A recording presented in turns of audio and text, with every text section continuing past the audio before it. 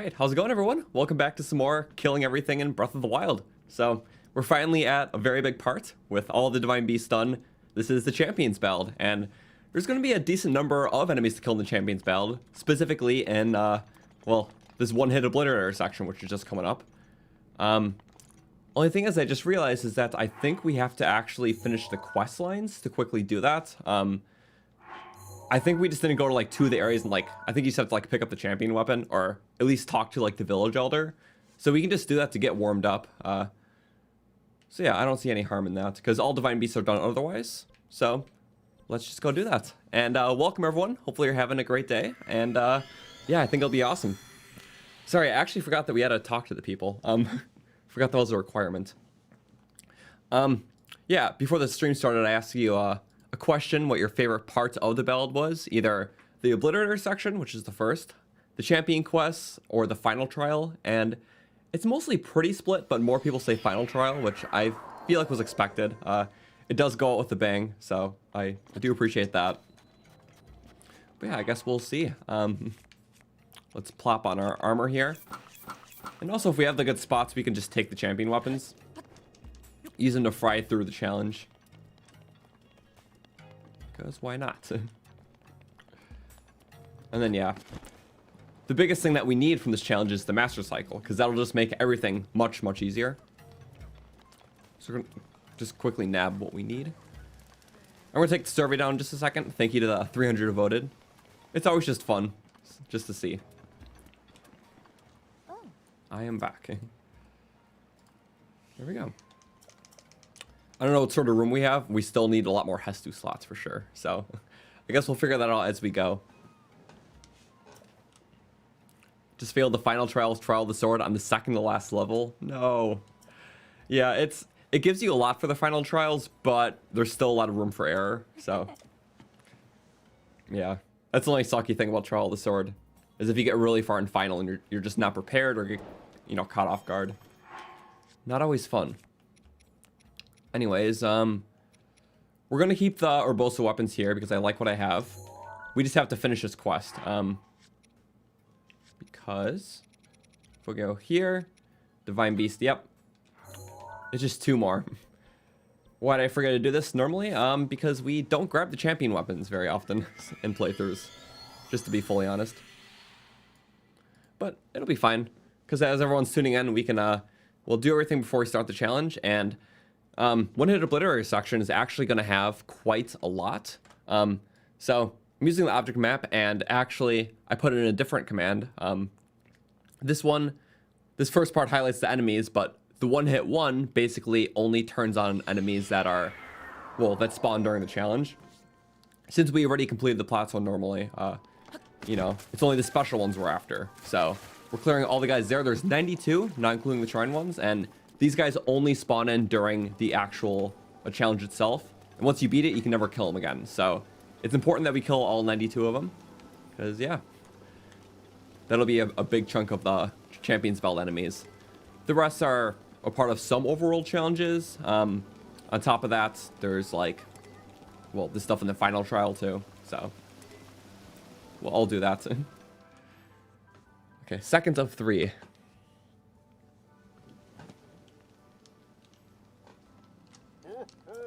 And just skim it.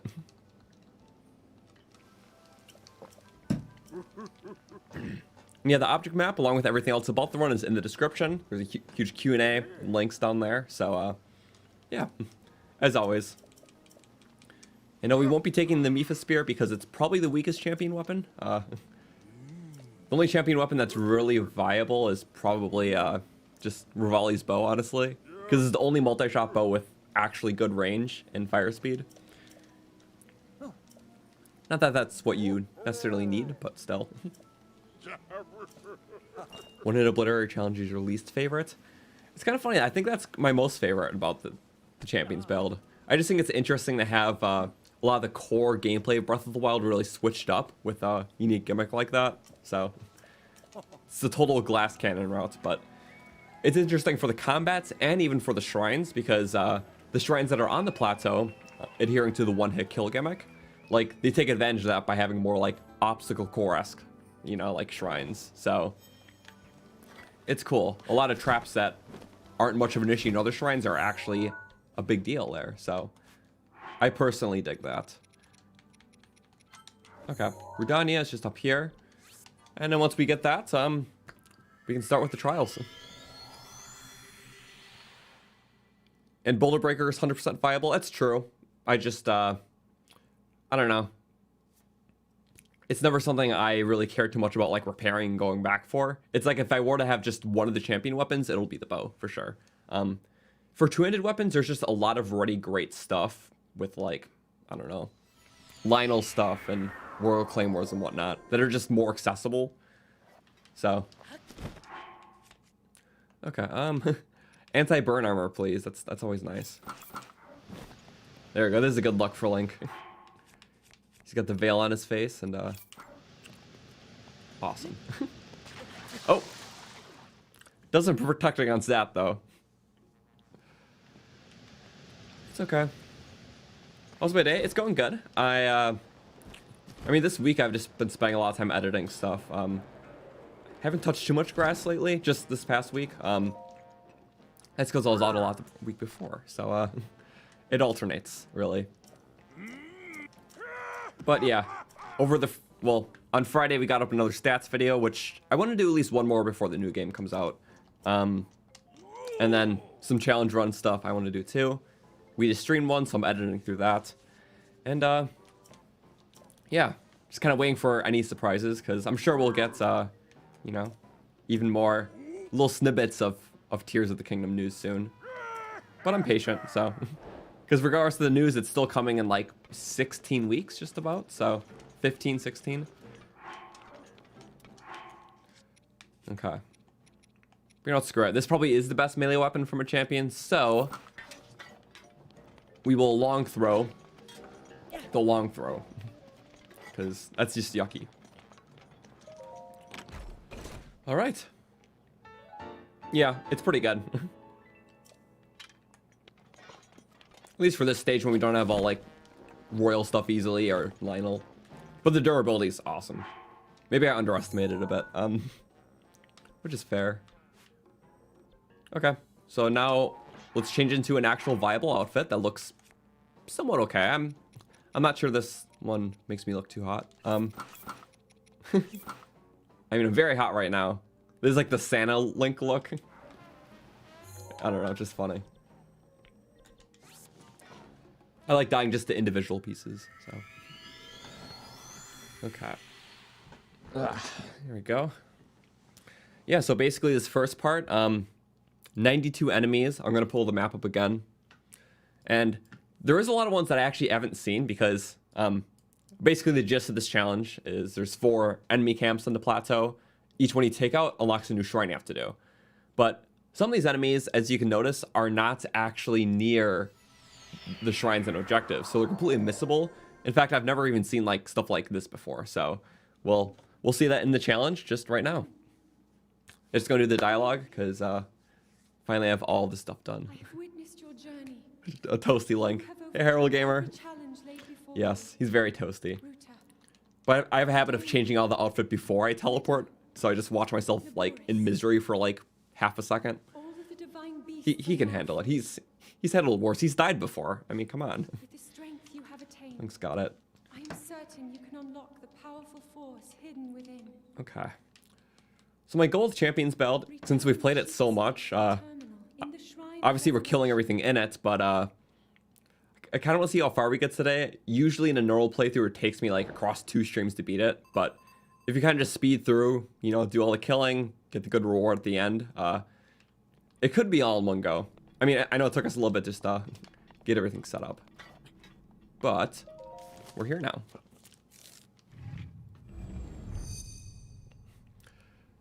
And you like how the Obliterator can one-shot everything, but you don't like the challenge of a quarter heart? Okay. Yeah, I mean, I think it's interesting. You know what? It's like, well, it makes like those little gimmicks that you usually didn't care about, like, you know, a beehive or something actually matter. So I guess that's my favorite part of it. And it doesn't last for too long. It's only 4 shrines. So, yeah, I guess that's just what, for me, what personally what makes a good expansion. It's like, it expands on what a player already likes about the base game. Like, especially with Champions Ballad, it adds a lot of new cool quests and shrines, and you know, Breath of the Wild had a lot of that, but it kind of elevates that in a fun way. So, oh, weapon stashes. I forgot you have to actually replace it. This isn't good. I feel like an idiot, but I think this is lower durability. I would like to have a durability meter. We get very used to that when we play modded playthroughs, because I always had the durability mod attached to the weapons. Okay. Not like there's many hearts to lose anyways here, but we're doing it.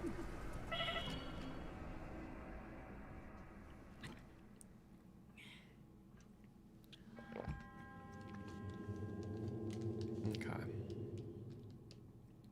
Maz Koshia.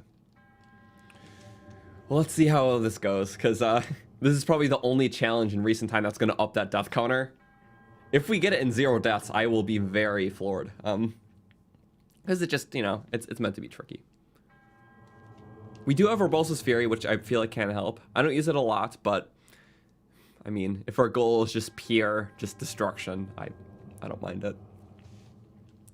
I usually play with the Fury and Protection off, mainly because it just, I mean, when you've played a game so many times, you kind of add your own natural handicaps. That's the only reason why, because I get asked that a few times. The only things that we, well, restrictions / like playstyle things is I pretty much always play in Master Mode, and I turn Urbosa's Fury and Druk's Protection off. Those are kind of like my self-balancing things, which I guess it makes sense, because if you play games so often, it's like, you kind of have to make it harder as you go. And even as we do more playthroughs and challenge runs, like I have to add more rules here and there, so. I think it's natural, and I'm sure some of you can attest to that, because I know a lot of us like playing the game, well, or have played the game multiple times, so. Have I been able to do this part without dying? I don't think so. I'm going to be fully honest. I don't think I've beaten One-Hit Obliterator without dying before. One hit the tree. We're powerful. Okay. Let's see how many deaths we can do this in, or lack of.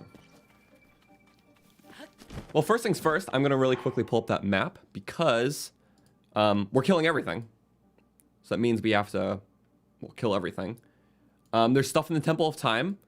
Yes, like there's some bats outside, or some stuff on top, and usually you don't have to go to the Temple of Time here. So it's going to be interesting that we will be, because usually that's not a required thing.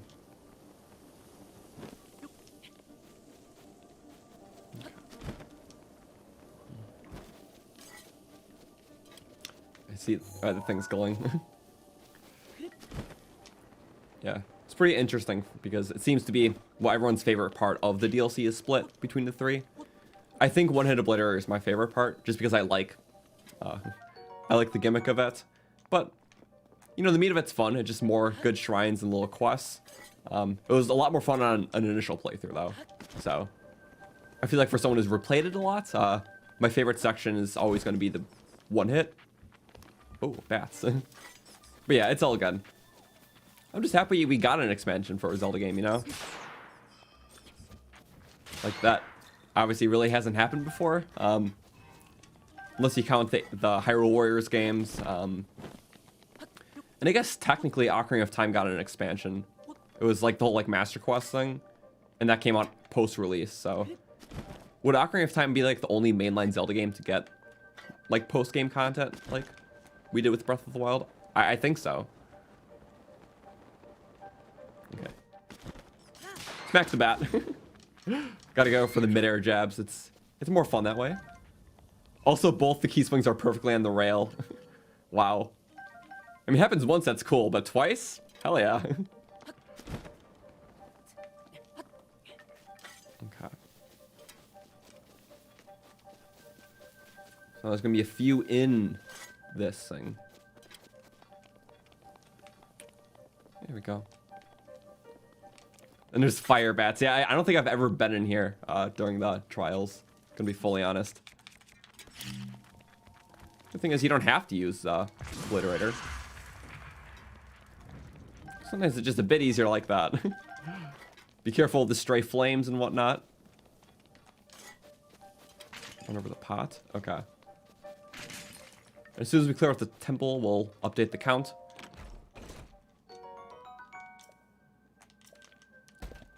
So that Ocarina of Time Master Quest was a separate game they had to buy separately on a console.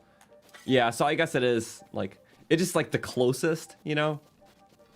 But, yeah. I only say that because it's still, like, it's still Ocarina of Time, just harder in the rearranged, like, dungeons and whatnot. Okay, I believe... Oh, it's a key swarm. I think those are randomly spawned. I'm gonna be honest. I don't know, though. Either way, it scares me. Of course, you got the swarm of bats above the castle. The stereotype.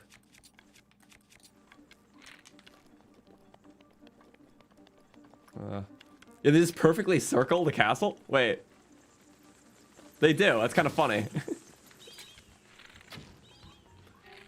Are they going away? They seem to be. Sometimes you go back for wrong, too. They have less appetite today. Okay. Well, I guess while we're here... I don't think we grabbed that Korok, did we? That is a Korok, right? Goes to show how never much I'm up here. There we go. Oh, do Koroks not work?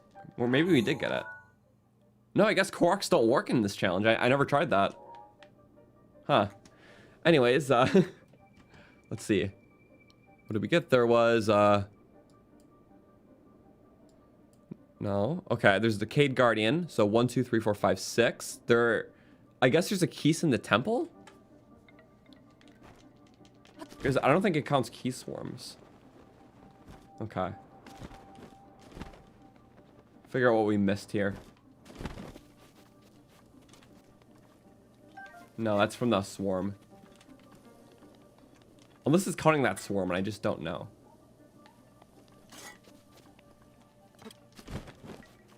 Unless it is that swarm, and that was literally a static key swarm. Which would be interesting. Because, do I know? I don't. Oh, I did beat the keys, okay. Uh-oh. Hi. One shot. That feels nice. 6. So it'll be the first 8 enemies cleared. Awesome. We can start to take on a challenge then. I'll just update that. We'll do it by pack. So 34 will take us to 42.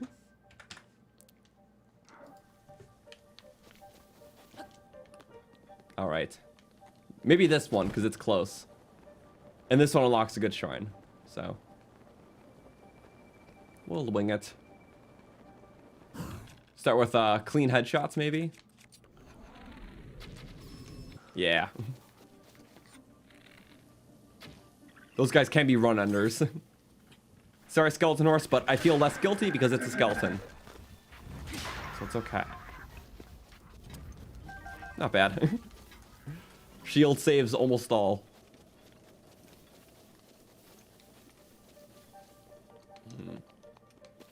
No, okay. Then we got a nice ice guy right there. Oh! How did I miss a shot? No, not a bomb. Oh, he picked up that bomb. That fire radius is just gnarly. I can't deal with that.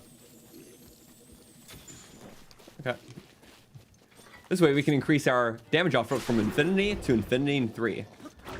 Oh, he just chucked his friend that way. Imagine dying to a leaf. They just blew each other. Wait, what? At the same time? Oh my god, you did it again. These guys are ruthless with their leaves. Oh, I should be stop being a bad shot, maybe. Okay. You just go flying. It has like the knockback of the spring-loaded hammer, I swear. Oh, sorry, Skelly Horse. I guess we could ride you though, right? You're a friend now, right? Yeah, you are. Okay. Let's do this smoothly. Okay. He's unsuspecting. Good. Let this thing charge a bit. He's mad. The last survivor, I see. Or almost. Not even the obliterator, just getting obliterated. Whew. Okay, don't hit the spikes. That's would be a bad thing. Is that it? It was? Okay. First one cleared. I don't think it's the hardest one. They're all like equally tricky. They all have stuff that can prop up on you. With this camp, it's usually like a stray archer in the background. If you happen to just get caught in the center of the camp, and there's one archer in the back, or even a horseback guy, they can always mess you up.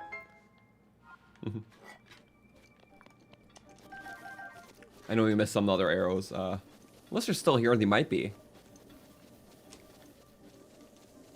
If too much is on the ground, the original stuff starts despawning. It's fine. We got some of it. Some is better than none. Ooh. Oh, and then certain chests also appear just during this challenge, too. Forgot where all those are, but if you manage to get some, it's nice. It's interesting how the plateaus just change for this challenge. Any other time, you can't revisit this stuff. Okay. I don't count those guys as an enemy. Here we go. Whew. All right. Let us see what we got now. Pull up the map and 1, 2, 3, 4, 5, 6, 7, 8. We got the first 8 enemies right there. And then here, yep, we got everything tied to here. So 1, 2, 3, 4, 5, 6, 7, 8, 9, 10. Okay. Just a simple 10 enemies. And we get the stuff further out as we go. So not everything counts for that trials itself.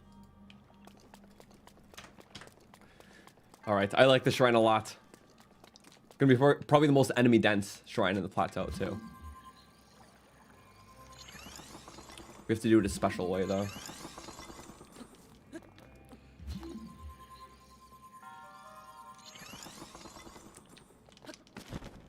There we go. What? And we messed up. Okay. I was trying to get down the platform first, but that didn't work. As long as you're not touching the ground, it doesn't activate the cutscene. Oh well. He refused to climb. Please? Please? There we go. Had to switch up our range there. And there we go, 69 battle axe. Too bad we're not going to be able to use all these weapons.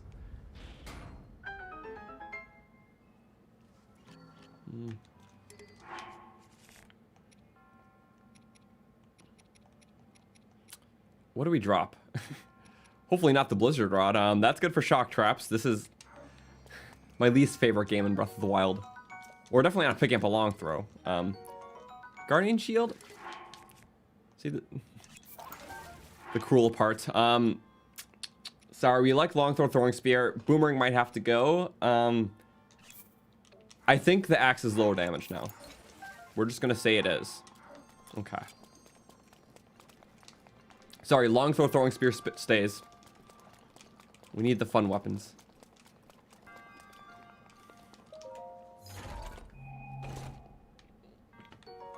Nice. And no monk, just button. I like the button. This was a cool shrine to see the first time. Because when I first saw the test of strength, I was like, oh, just another one of these? But they really got me with that. I was like, wait a second, that's not right. With a one-hit weapon. I feel like this shrine and another one on the plateau are some of my just favorite shrines, just with how they kind of just bend the rules a bit of like previous Breath of the Wild shrines. Also, I appreciate this one. So we got our own little the sewer section, like the little backstage of the test of strength. These are all the guardians in training for future tests. but we're gonna kill them in their infant state. 3. Whoop. Nice. Good thing I had the shield. No. Okay. The rest of the weapons are junky.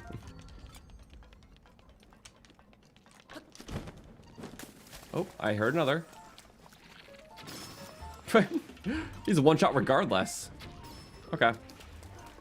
I mean, not complaining. Yeah. The sewers of the backstage, truly. Okay.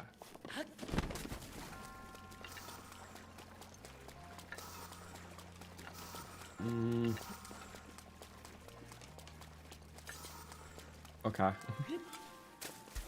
And the counter's fine platinum. I made sure of it. This way.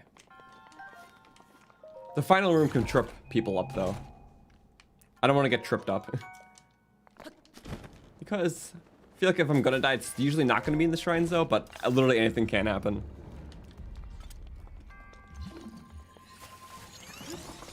Okay. What do we start with? Not that. They can beam off the shield, but they're all hitting the... Not me? Okay. If we stand here long enough... No.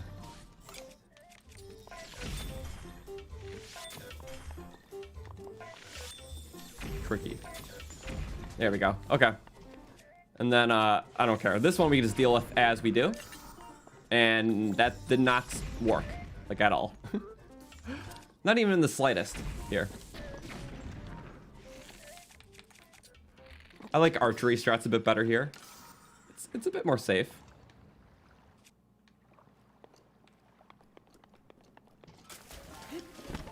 There we go. All offense, no defense. And now he's doubled up.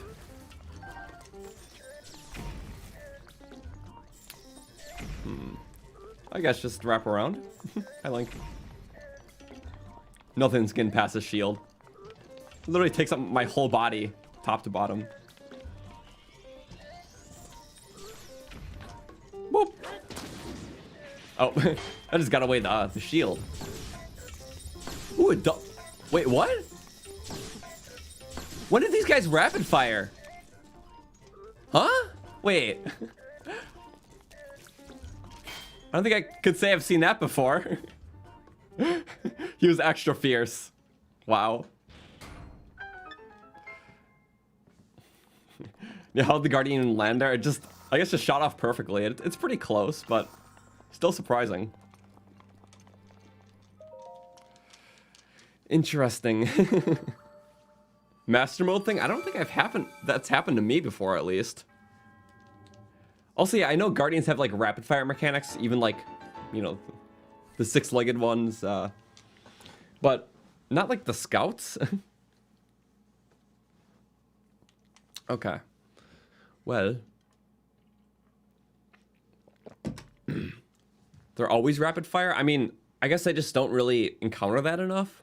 If it's happened to me once, I don't remember. But, man, that's not a thing I encounter every day. Anyways, first one, all good, and we can update the counts by another 10, because there's 10 enemies in there. I have the starting counts in the description. We should be up, like, 28 now, so...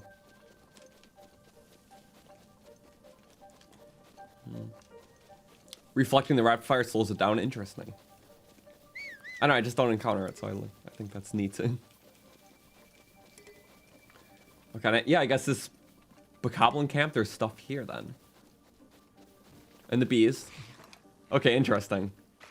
The beehive just fell by itself. You guys saw that, right? Oh no. The bees did that to themselves. They're working for Moscow Shia. I guess that's supposed to happen there. They are a threat after all.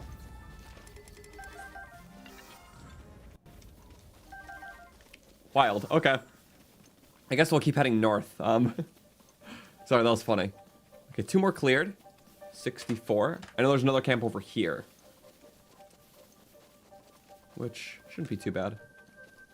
I think the bees did that for you too, so I guess it's intended. Yeah, probably. Just to give you a little extra scare. They're like throwing everything at you. This is like technically late game content, so why not? Oh, the bomb. I don't trust that. You know, I'm not even gonna throw it because it's gonna fire damage me. All right. Anyways, for these guys, oh, I can't use champion ability. I mean, I guess it makes sense. I can't heal with Mipha's Grace. Never mind about the Fury. Yeah. You know those beasts that you just clear and abilities you get? Well, now we're gonna take them right away. That's this challenge in a nutshell. Also, I'm still headshotting them because it's just quick picks. I don't have to get too close. There's a bomb right there. Ooh, Goldie. I can't have them throw the bombs at me. That's how you always die in this camp. I don't know. Staying away from all the bomb barrels. There we go. Should we just flurry him to death? Oh, wow. Oh, he almost fell into that bomb. Imagine if that detonated. You just never know with this challenge, I'm gonna be honest. I always prepare for the worst. That beehive is the worst. There we go. Attack him in the back. Do insane damage. Whoa! You came up very fast. I was not expecting that. And the bees are still attacking him. Wait, what? Okay, not me though. The bees were still going. I shouldn't have alerted them. Oh, go to him, yeah. Oh, he fire blocked it. Nice. Okay, this is my window. Stop. Bye. Cool guys don't look at one hits. There we go. Just stray pick headshot. Kind of close though. Moving your head too much. The bees. Is there another beehive just right there?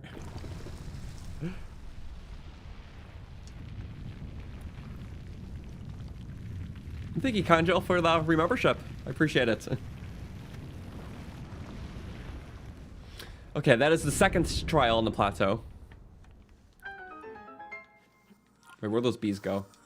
Yeah, it's just literally a grounded beehive. He used those so deliberately. I know what's up.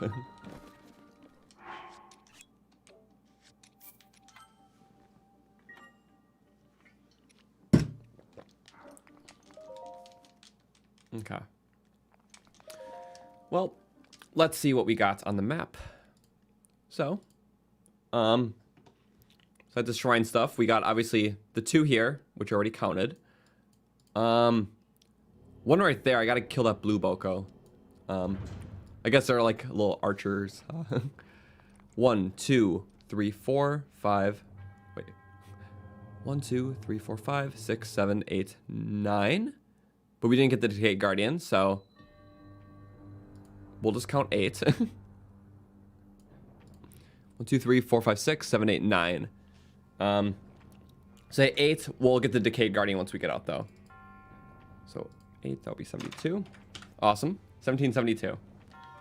This shrine, though, I like this one a lot, because this is literally the ultimate, like, obstacle course shrine. Only problem with it is that, yeah, anything can kill you. This would have been a very easy shrine in the base game, but not here. Imagine doing this in a permadeath. I know people have, but I advise against it heavily. No?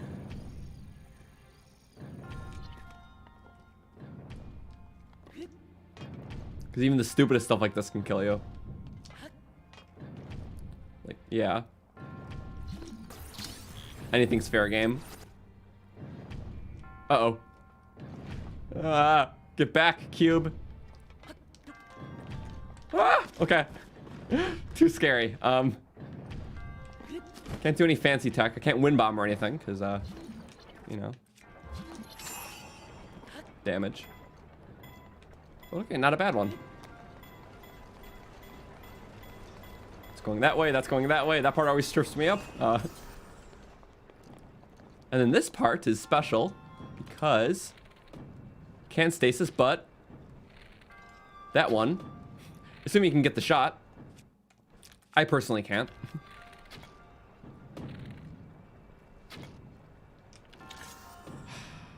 Giving myself one more chance here.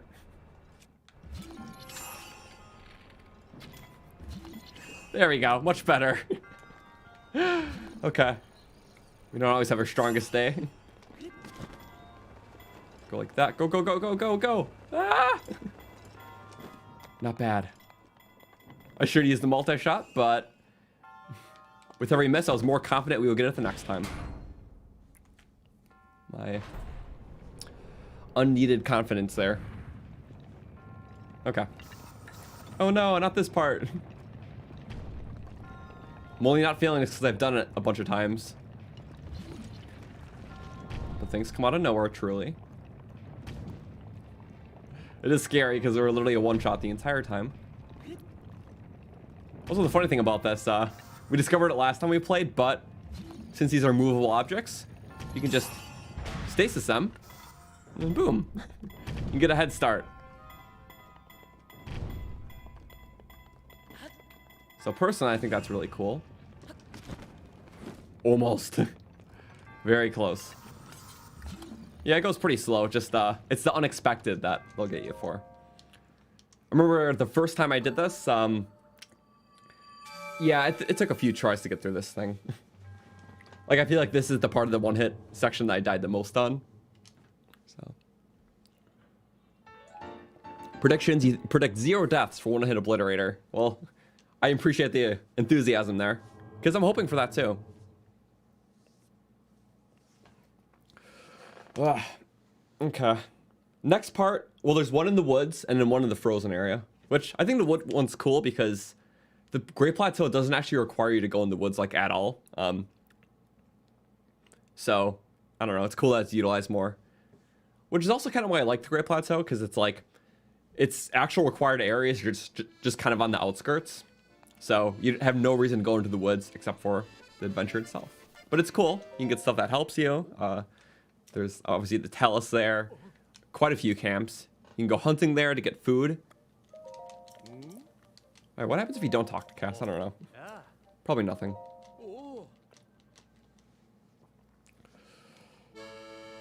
The flames crawl. The waters rise. The lightning strikes. The wind sighs.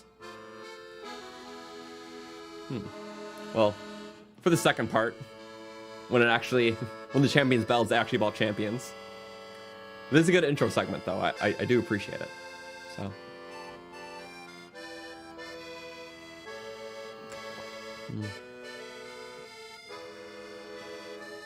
Would killing the Sheikah count as an enemy because it can damage me? At that point, everything's an enemy. I'm an enemy to myself. Every time I see one of my bombs I pull, I just instantly blow it up. Speaking of bombs, it's cool that like your ancient arrows and like ancient stuff can blow up like your blue Sheikah bombs, because it's like the same tech. So there's like kind of like a symmetry with it all. It's sort of like how, well, obviously, you can use ancient tech to like one-hit Guardian's legs, or you can ancient arrow the eyeball or the underside for an instant kill.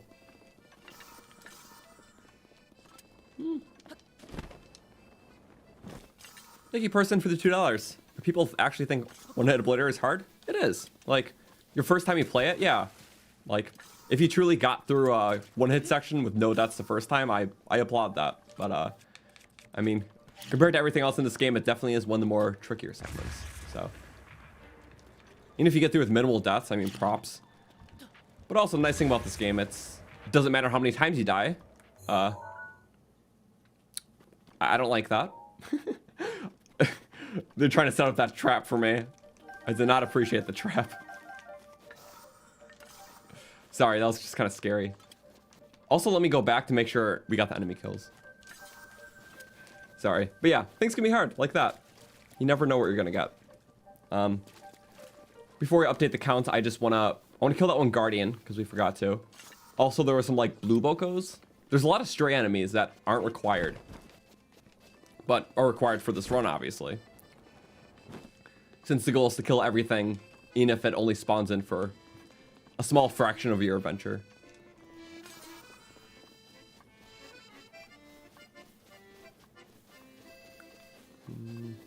The underside of a guardian is confirmed to be an unfinished guardian beam weapon in Age of Calamity. Really? Interesting. Okay. He goes down quick. He's not even part of the camp, so.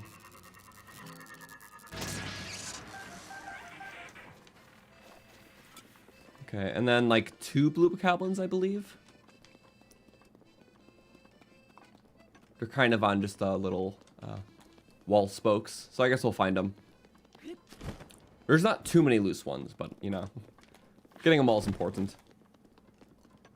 Because yeah, as we mentioned, there's still 92 enemies on the plateau during this section, not including the ones in shrines, which takes it a little over 100. Also, hi, Blue Boko.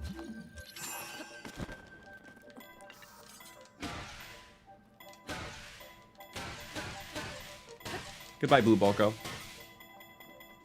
There we go. That's a more fun way to do it. He can suffer. Sure. And no, I'm not taking Link's pants off. I dig the fit right now too much. So. Not yet. Where's the final guy? Are we too far or not far enough? Let me check my map. Trusty map. That was the guy that was... Okay. Yeah, we have to go further. But anyways, that is 1 kill for him. 2, 3, 4, 5 kills for the count. So there's a blue boko, a bunch of stuff in the woods. Okay. My thing just broke. There we go. Never mind.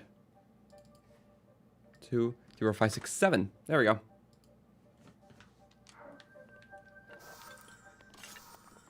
This blue boko is one of the few enemies out of the way that you've actually seen before. Nice. It is hiding perfectly behind the boulder. Of course, it's a sniper, too. Yeah. Every camping area here has that one enemy that's meant to trip you up. I guess over there, like, we'll use, like, the bomb barrels, which, luckily, none of the Lizalfos managed to grab. Bees are another big one over there. There's a lot of frost stuff in the camp in the snowy mountain. Also, yeah, what is with these bomb barrels just rolling down?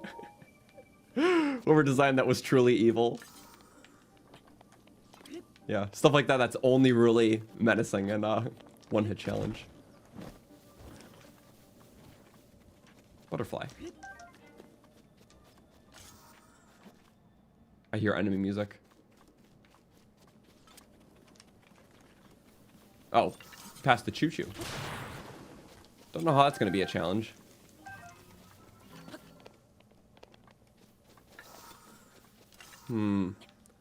Okay, where is it exactly? It's by the stairs, apparently. Sorry, I didn't know where this one ever was, so I need a moment to actually find him. Interesting.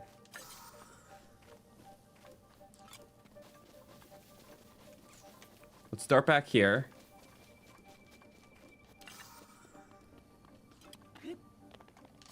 Did he die to something else? No.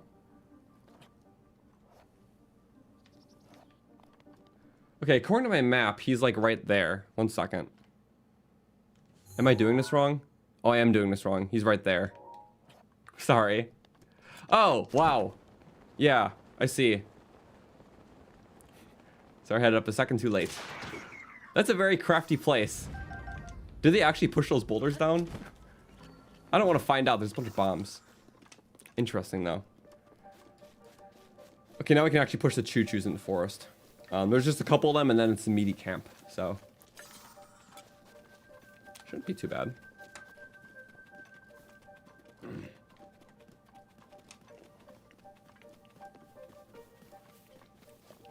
Still call Tears of the Kingdom Breath of the Wild 2. We probably still will. Only reason why I wouldn't is if it's for some reason not a direct sequel, which it seems to be. I'm saying if the gameplay is all completely different and eventually we disassociate the sequel take from it. But I feel like people will still be calling the game Breath of the Wild 2 way past launch, so that ain't a problem. There's a frog. You're not an enemy. Can you tell me where the enemies are? We gotta find all the strays, and the hardest strays to find are always the choo-choos. Oh, broke a whole bush. There's only a couple choo-choos, but you literally have to be right on them for them to spawn. So they're very missable. That's where a Korok was. Oh, bees. No, there's bees. Okay. It's a crafty place for one, though. Maybe at the camp? 1 second. Anytime there's a choo-choo spawn, we will never get it right away. Okay. Right there. Yes. We walk through here. You literally have to be right there. Okay. Interesting. And there's another one like right here too. So just kind of in that area. There's always got to be the surprise choose. In case someone actually comes here. Okay, according to my map, it's like right here. Probably by the big tree. Yeah? No? Maybe so?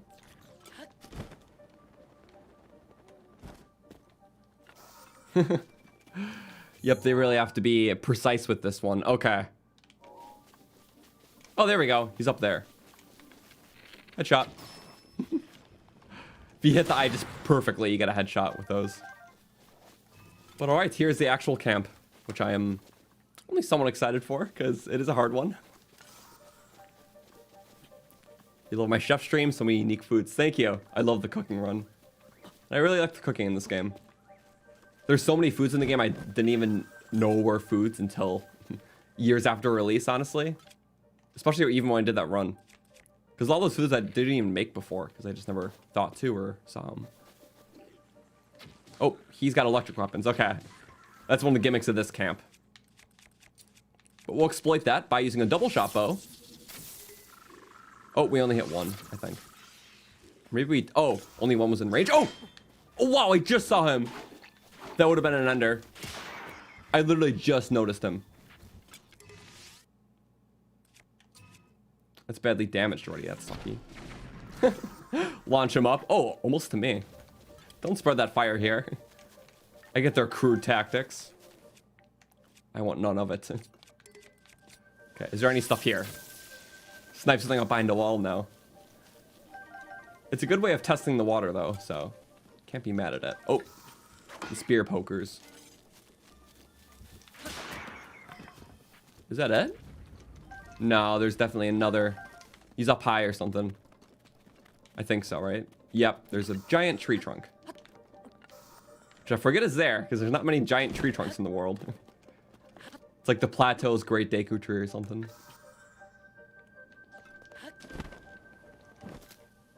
I don't know what I'm hearing. Lizalfos or what? Also, I think this is the only one-handed weapon in the game that can break metal crates. I want to say that's right. That's nice, though. Okay, I don't see any bees. I don't see any spikes. I might as well take the loot. I can break it pretty easy. What's in the chest? Bomb arrows. Cool. Maybe not like that, though. Let's wait for a charge, I would say. One? Good enough. Okay. I believe he's... Oh, wait, there's another one. I thought there was just the one up here. Of course, there's spiky vines, though.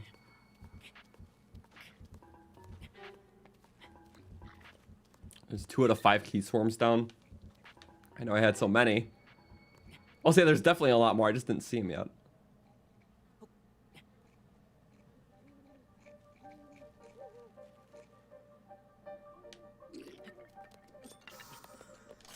Bye-bye. Oh, and the chest. Neat. Don't jump down that way. And the spiky is not good. And I don't want to jump strike because I like to keep my health. typically speaking. Oh, and we hit twice. There we go. Let it charge a bit. That works. Oh, I hear a... Whoa! Didn't see any of that. I just heard it all. But 20 shock arrows is good. Let's try to keep this up.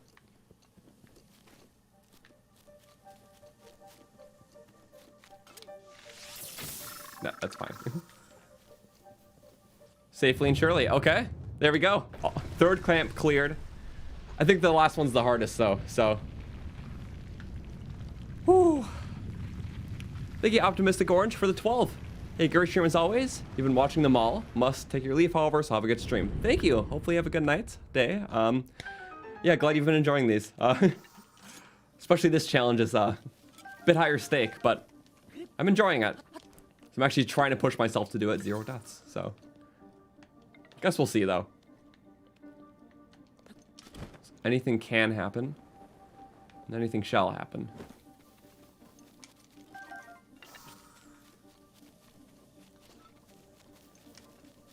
Okay. Let us go in the shrine, then we'll check the map.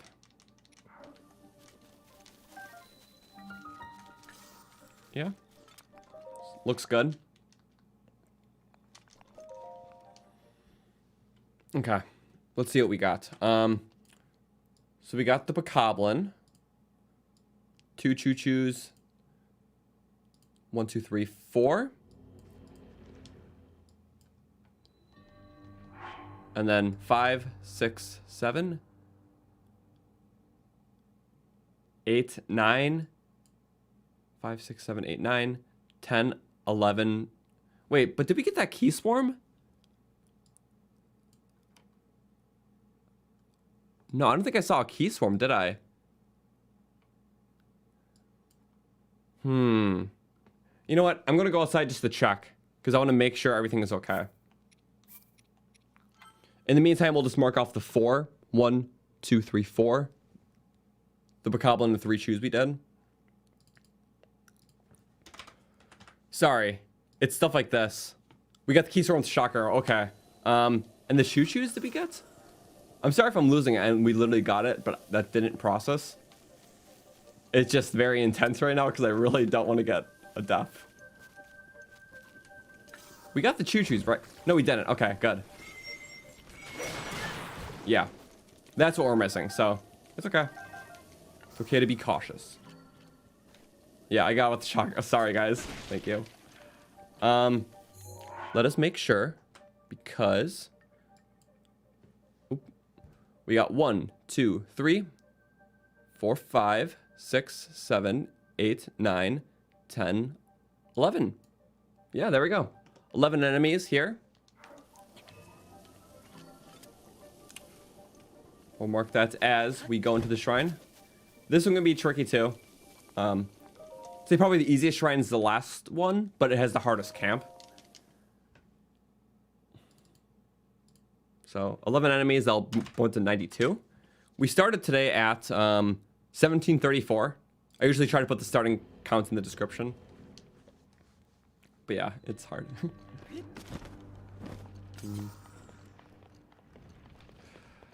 This was the first Champions Ballad shrine I did, and I can tell you I died many times here. And also I feel like it's the most dangerous.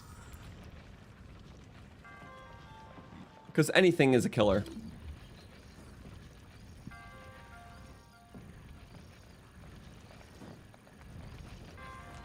Whoop, whoop, whoop, whoop, whoop. Okay, stick to one side, I guess. That did the trick. This is a bit intense because we're more than halfway through the plateau now. Give me the chest. Oh. Depth perception is going to be an issue. There we go.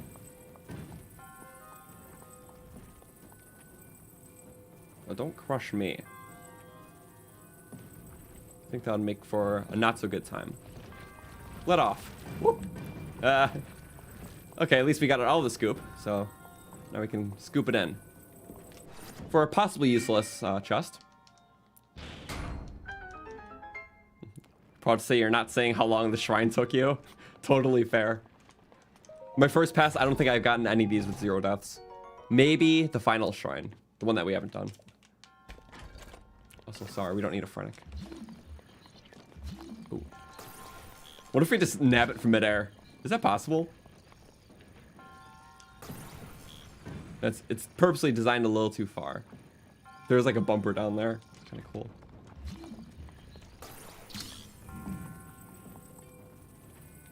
Whoop.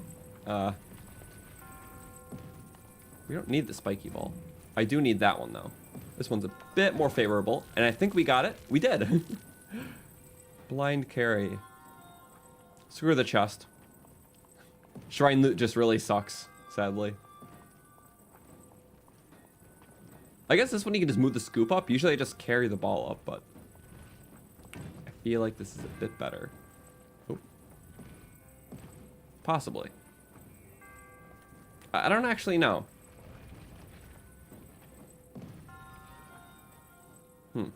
What if we drop it right there? And then we stasis that. That's one less ball to deal with. Dope. Quickly go. Woo! Okay, that's one way to do it.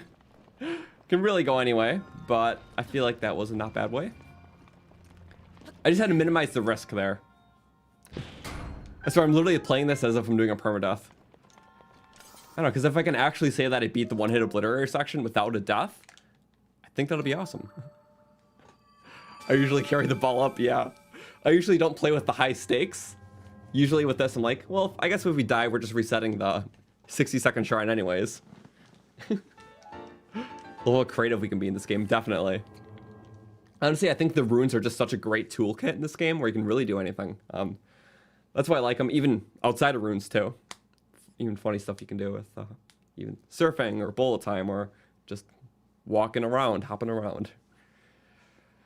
It's cool. Okay.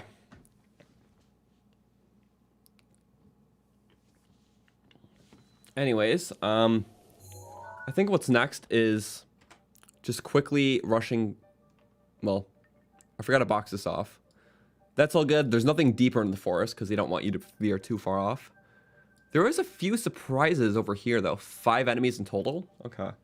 I can say for certain I've never been over there, so. Again, I think it's very awesome that I'm seeing all this uncharted territory. At least for me, you know. Surprises, yeah. Also, I know where the enemies are, not where the pseudo-enemies are, like boars and bees and whatnot, so. Always something to watch out for. We have 5 enemies in this northern reach. And I saw that one. That's literally an electrical Azelphos swimming in the mud. That's really funny. Of course, he had to put one here too. Also, it's wild how none of the plateau loot is here. Just totally unique for this. Okay, that guy can suffer.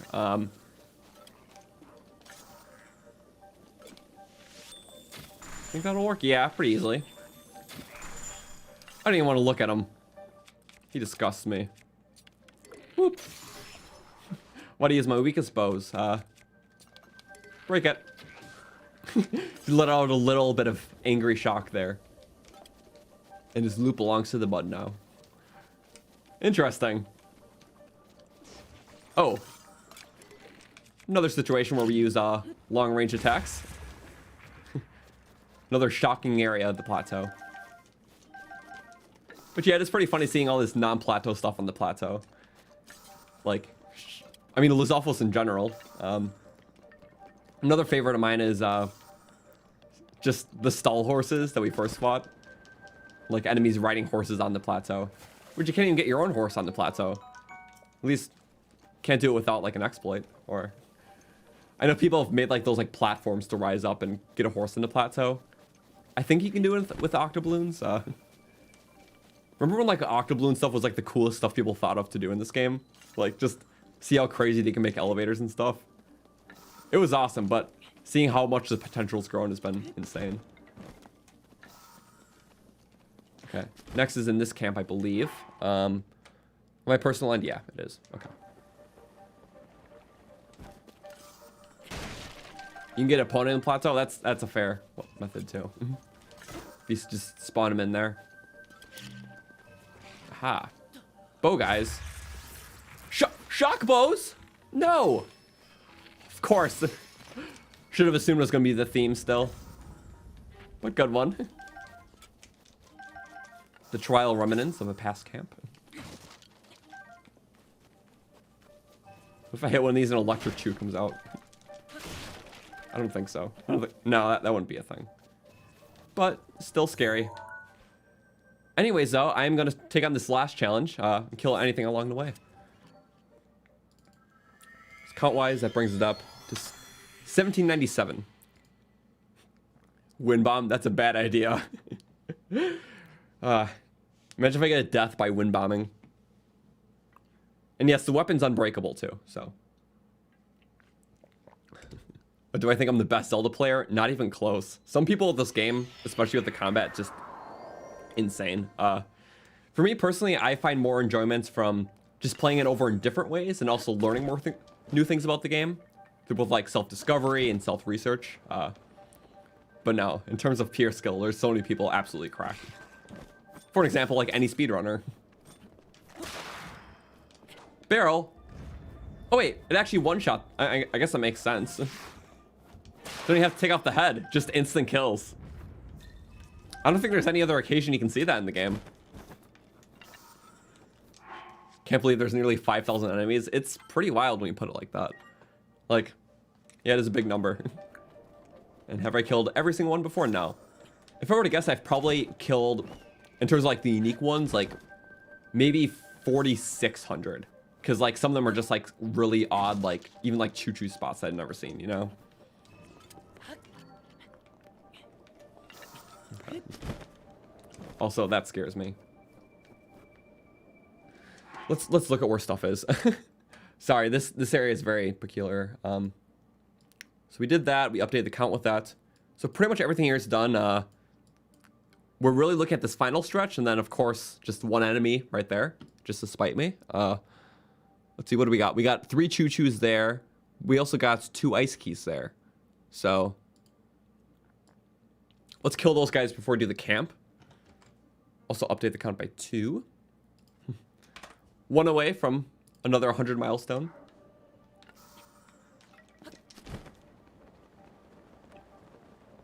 Love the choo-choos. You gotta be right there. Okay.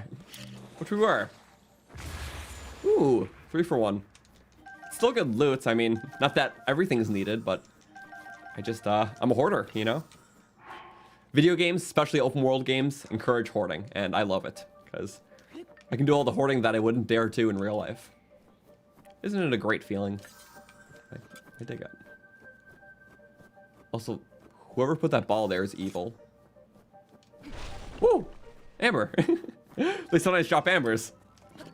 I guess, hey, why not? That would have been a death trap. It probably has some sort of trigger where if you're going up the hill, it actually rolls. There we go. My own bombs are fatal, so I gotta be careful.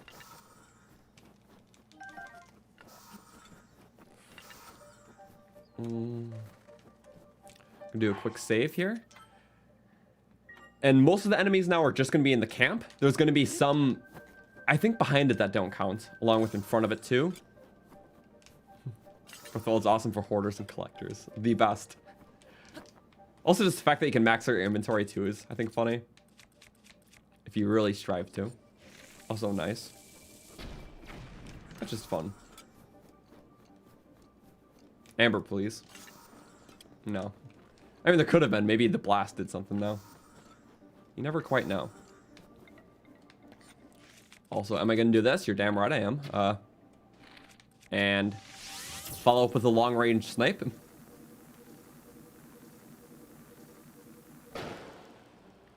A little too late. Ooh. We'll do like 2 more. Please. No, I don't know where he's going. I'm only using this because I know I have the shots to do it.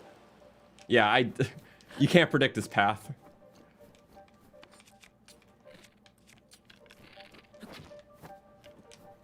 And I shouldn't use a short range bow. That's not good though. I'm playing this one very safe because this is the run ender, potentially. Damn it. I need him out of my way. Because he is a fatal man. Also, a lot of bats. Which is interesting. I couldn't commit. I guess if we get the shots in bullet time, though, it's a lot easier. That's really how I should be doing any long-range stuff. Like, 100 times out of 100. I dare to say.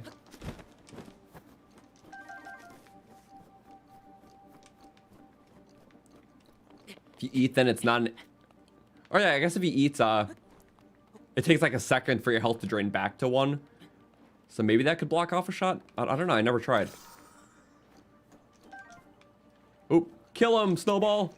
Get him! Get him, go, go, go! No! The one useful thing he could have done. Your life has no meaning now. Okay, these guys are scary though. We're so close, we almost got this off. The shrine's not a problem, it's really just the ends meet here.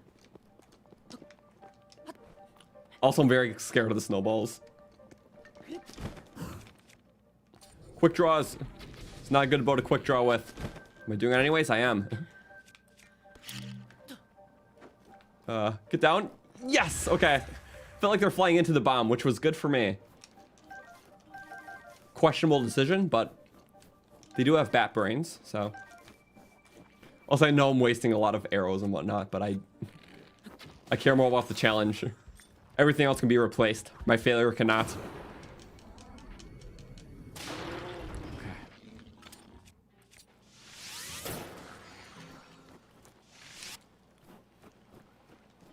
Good. I want to get a bullet time shot for him. Yep. Doesn't take much to activate a bullet time in this game, though. I'm very thankful for that. I can't use a blizzard rod, but I can use a multi-shot if I... Maybe? That didn't fix the problem. No. If I shoot between them, I can just freeze them without actually shooting them. But that works too.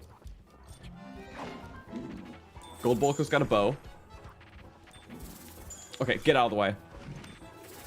Yep. I cannot have that. Wah! Ah, okay. There's the problem. How many are there? Jeez. I guess that guy's still alive. Here. We're gonna fire you. You're fired. And I don't have the stamina to do anything else. Just enough to save myself, barely. As long as you don't throw rocks. We're so close.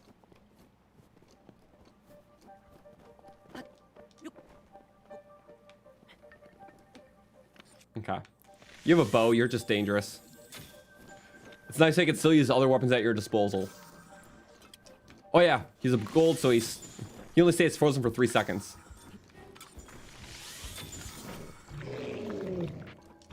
Woo! Me first. Okay, don't freeze. Yep, shield does the trick. There we go. I am, again, so cautious during this.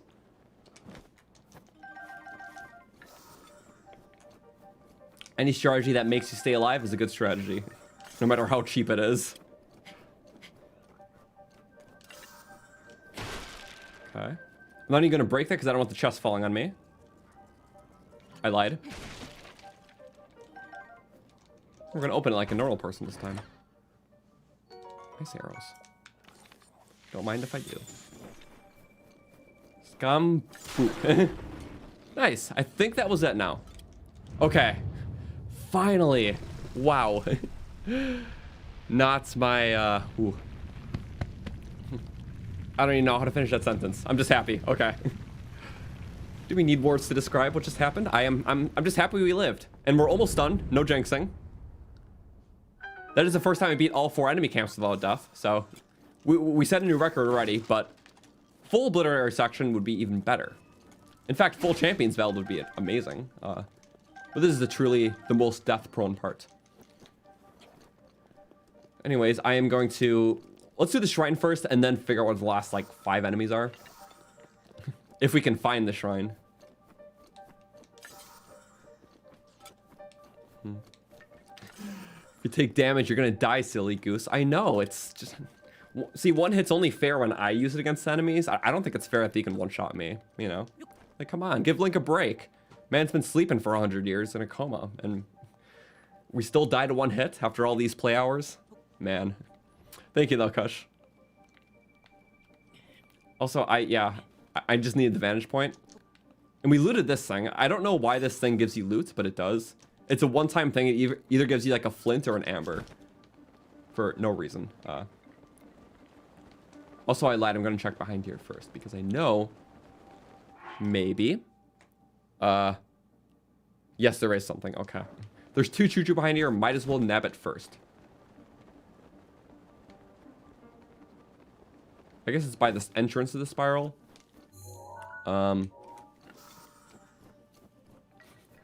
They literally only come up when you're 0.2 meters from them.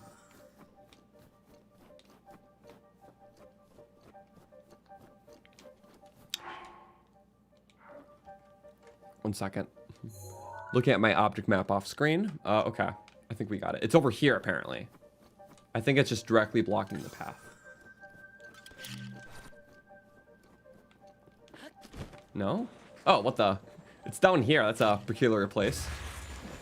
Well, we got them both, so I'm not complaining. Oh yeah, the King's Tomb.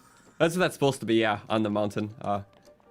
He died in the Temple of Time, and the remaining soldiers buried him there. Wonder where those soldiers got buried. Oh well. I think it's neat lore, though. I don't remember where that was explained. Was there somewhere in this game that explained it, or was it just, like, the lore books that did? I don't remember.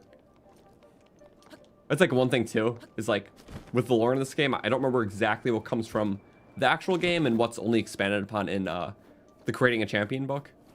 Because that's, like, kind of like the official lore book for Breath of the Wild. It's very cool, I have it. I can pull it out. I know not everyone knows about it, so...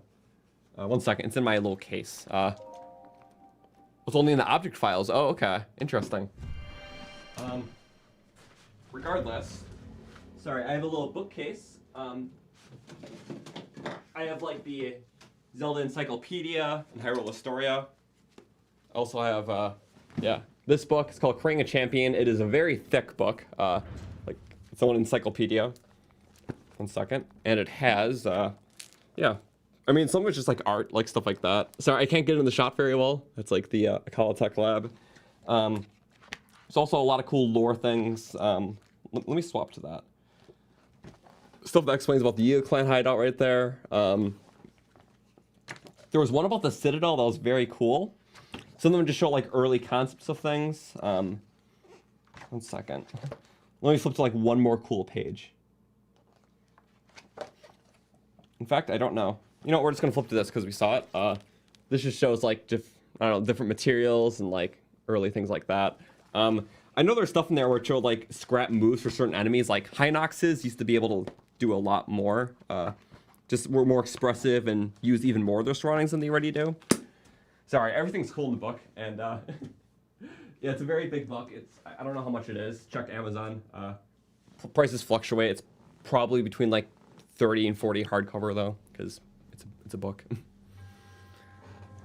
Anyways, I'm going to finish the shrine, then we'll just get everything. So, in terms of, like, update the count. Because I can do it during the loading screen. Also, yeah, we should not die during this part, but just in case we do, that would suck. So let's be careful.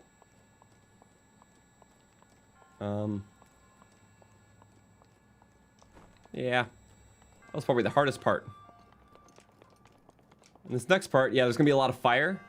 Well, not yet. It's still spiky stuff.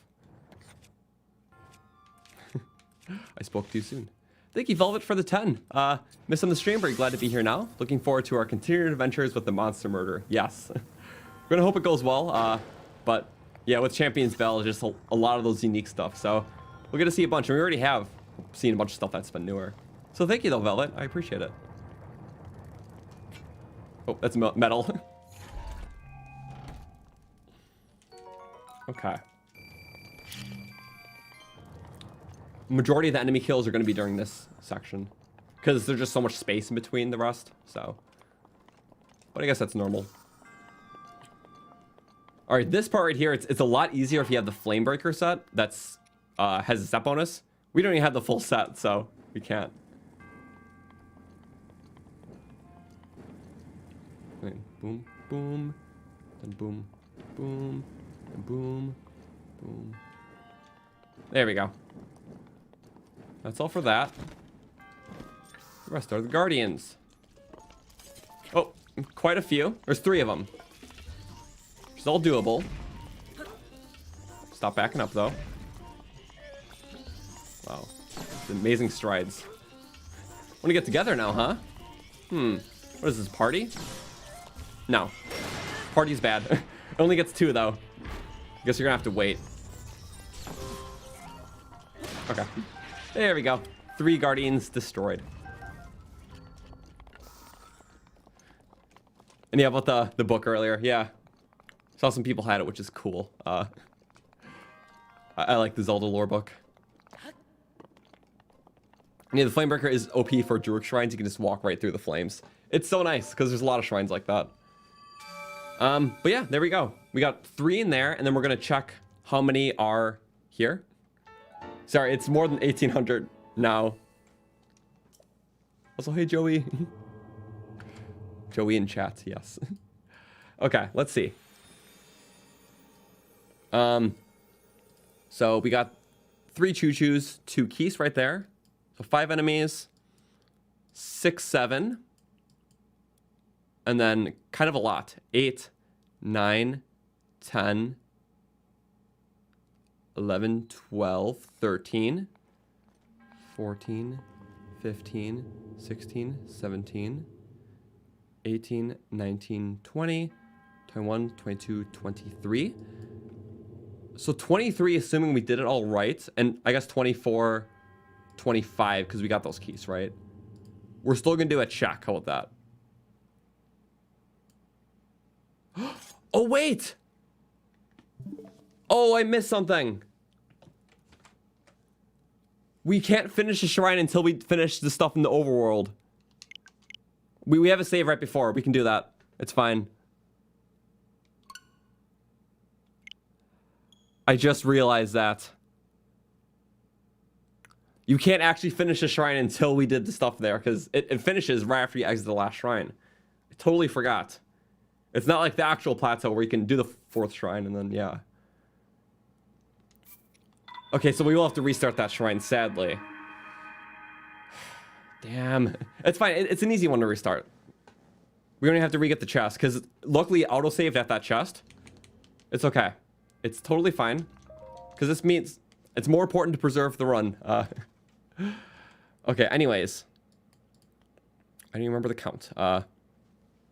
1, 2, 3, 4, 5, 6, 7, 8, 9, 10, 11, 12, 13, 14, 15, 16, 17, 18, 19, 20, 21, 22, 23, 24, and count 25.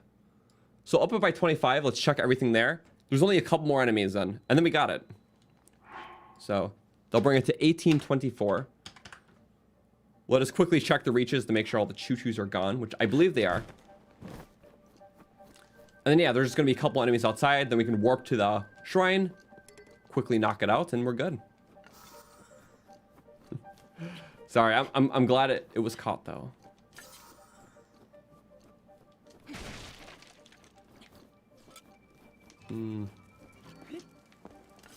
Yeah, good question.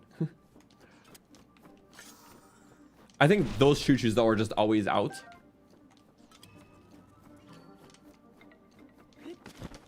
Okay, yep. We got all those choo-choos. So now let me actually look at the map. So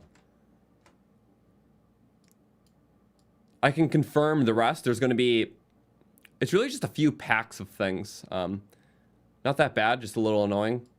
But I mean, it's the rest of this section. So how would I just pin it on this end? And then we can actually see exactly where stuff is. So there's 2 right there. There's 2 enemies right there. There's 2 enemies right there. There's 2 enemies right there. There's going to be one there, one there, and one across the gap. And then, I think that's almost it. Yep, 2 there, 2, 2, 2. And then there's gonna be 1 straggler there. And basically how I do that, sorry, did I have that up? I did have that up, okay. Sorry, you can see I was pinning it though. But basically, yeah, any bow pins 2 enemies, any swords 1.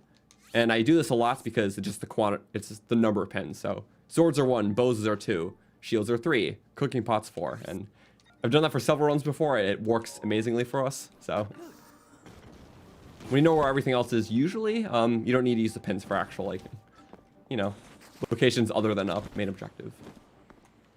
There we go. Here's our first 2.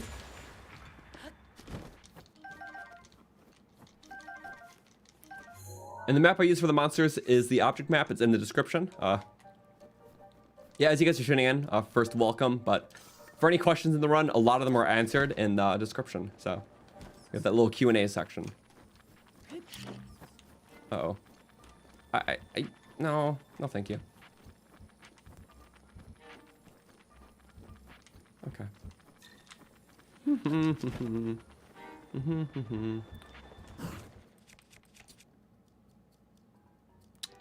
Best way to do this is a fast fire rate bow, so we're gonna do it quick. There we go. Any other bow wouldn't have been able to do that, and the bomb was right there. Wait, actually, go bomb, yeah, there we go. The bomb actually followed all the way down to those guys. Incredible. Not that part, but the rest was yes. Just die, Keese. This Keese is invincible. There we go. All right. Better no loot than being dead. So I don't care if stuff burns up. Nothing there. Okay. Is this a camp? It seems to be. It is. Okay. Oh. Ah. Saw the bone piles and the 1 crate kind of give it away. Haven't seen those guys before. Since it's so easy to find the camps, you rarely find the outside guys. But yeah, 2 guys there, 2 guys there. There we go. I saw those 2 packs. You know what? We're gonna go to this guy, and then we can warp to the stasis shrine to get the other 3. Okay, let's do that. Yeah, again though, nice to see everyone today. The goal is to get through most of the Champions Ballad, or as much as possible, because this is truly gonna be the longest section. The rest not so much. But yeah. The playthrough's been going good. I just really spent a lot of time doing this stuff and quickly trying to get, well, the master cycle. So travel is just so much easier. And then soon after this, after Champions Ballad's done, as soon as we get the 13 hearts, we're going to attempt Trial of the Sword. Which, I don't remember if it was a requirement, because I know we got the Master Sword early, but still, we'll do Trial of the Sword very soon. Because between the upgraded Master Sword, upgraded champion abilities, and the upgraded Master Sword, it's going to be slaughter every stream, and it's going to make the finish a lot faster. Okay. Last 3 right there. And then we're actually going to complete the shrine. Everything's done, so. Can we see Floyd? I don't think Floyd's here. Sorry, I have Penny today, so. Or this is Zoid, actually. Zoid is the saddle piggy, so. Sorry, Floyd's not always with me. But yeah. Piggies when fries, and fries when not piggy. Oh. Did you see me almost walk off the edge? Look at my controller right now. Do you see the analog stick literally tilted up? It just got stuck. Like, can't make that up. Okay. We're dealing with the final 3 key swarms. Oh, is that what that is? Okay. Okay, well, get those bomb arrows ready for sure. All right, so close yet so far, because... Oh. I am not taking any chances. Just all burn up. They can't come back for me when they're all dead. And on fire. Fire swarm. That's so funny. I don't know why. Just a big flame. I see another swarm. Is there one up high? I wouldn't know. Oh, shield! We got spookied. Well, that's good. When they're all on fire and running away, or all in one big fire, that's how we know we did the job. Okay, last enemy. I still hear battle music. Aha, okay, we're good. Yes! There we go. The fire key swarm is taking off. That's good then. Okay, let's get rid of all those pins. We're gonna do a very quick check with our object map. It seems to be that, here, let's do a count, because I want to make sure.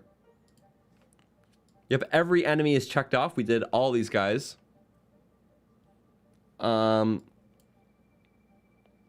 1. Yep, I'm just checking the base ones first. 1, 2, 3, 4, 5, 6, 7, 8, 9, 10, 11, 12. So 12 enemies. And then once we beat the ones in the shrines again, that'll make that 15. And almost cleared. I can't jinx it. We're still not out of this. We just got to redo the shrine here. And then we'll see. I'm actually going to put up a quick survey as we do the shrine, though, just to see where we should go afterwards. Because obviously Champions Ballad splits into 4 paths now. Let's just ask it in a poll. Where should we go? Or rather, what is the best Champions quest? I will go into the shrine as we do that. Sorry, I'm just writing out the poll here. So we'll do Ruta, Naboris, Rudania, and Meadow. Hopefully I spelled them right, because I kind of just speed typed that. Okay, the poll's up. Sorry, I had to type out all those words. We'll do whichever one wins.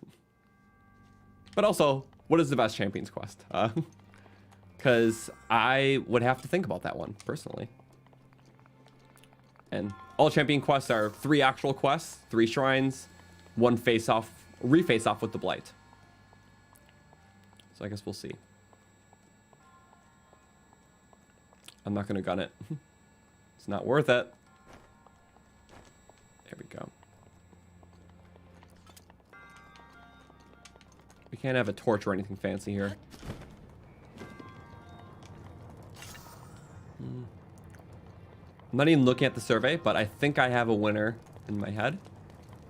Sorry, when we finish shrine, I'll see the results. Come on. These are the last 3 enemies in the one-hit section. Really want to do this. Okay, those ones are continuous on the side. We did it once, we just had to restart it.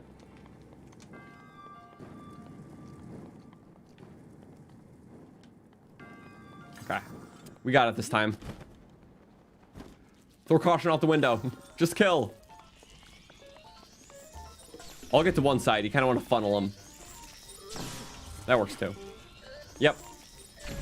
The funnel has started. Not quite anymore.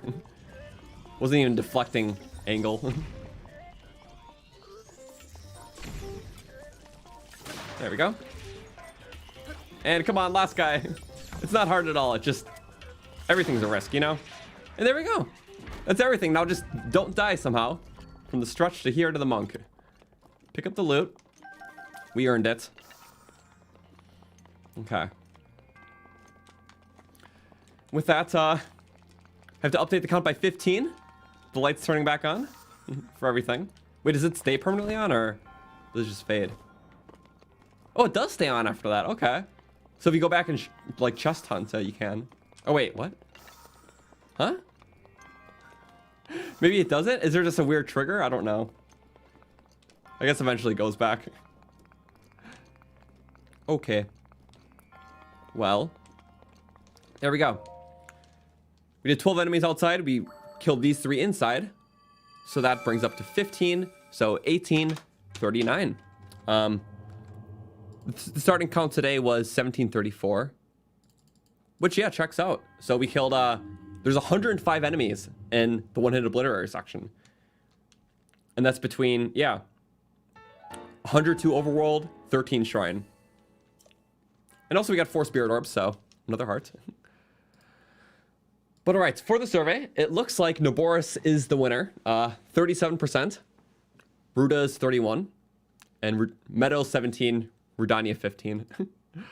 Feel like the Goron area always loses surveys, regardless of what it's talking about. If it's talking about Divine Beast, like themselves, Champion, like Daruk, Mifa, all of them, Blight, Rudania, or just anything in the Volcanic section always loses the surveys between the 4 races.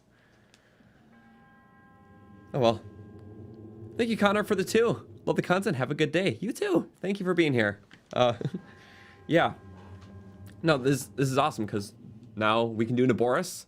And it is a fun section. I do like some of the quests. There's going to be like the Ego revisit stuff, the Moldu King. And fighting Thunderblight's always a jam of sorts. Maybe because I spelled it wrong? I spelled something wrong? Oh, I didn't even notice. Naboris, Ruta, Meadow, Rudania. Did I spell Rudania wrong?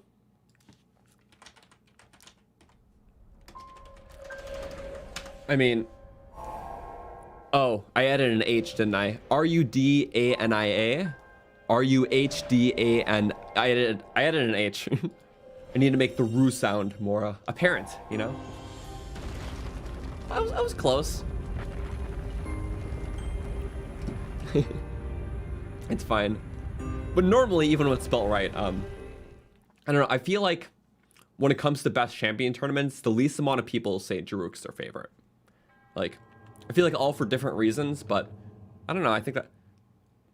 But also Rivali exists, but it's like Rivali, you love or hate him. Daruk's just like awesome, but not everyone puts him as favorite, but no one puts him last, you know? I don't know anyone who puts Daruk last. I mean, some people do. My last pick is Mifa, I'm sorry. Because I know that's... What actually is, I don't know. I feel like depending on what community you ask at what time, the favorite champion always changes. It's just never really Daruk ever.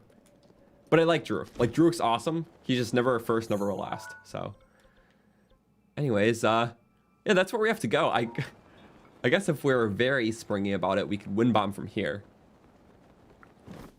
I don't know. Yeah, Urbosa's cool. Like, you can't diss Urbosa. Like, Mifa also has a very strong, like, either you love or hate Mifa sort of thing. Rivali's a similar way, but like, does anyone not like Urbosa? I don't know.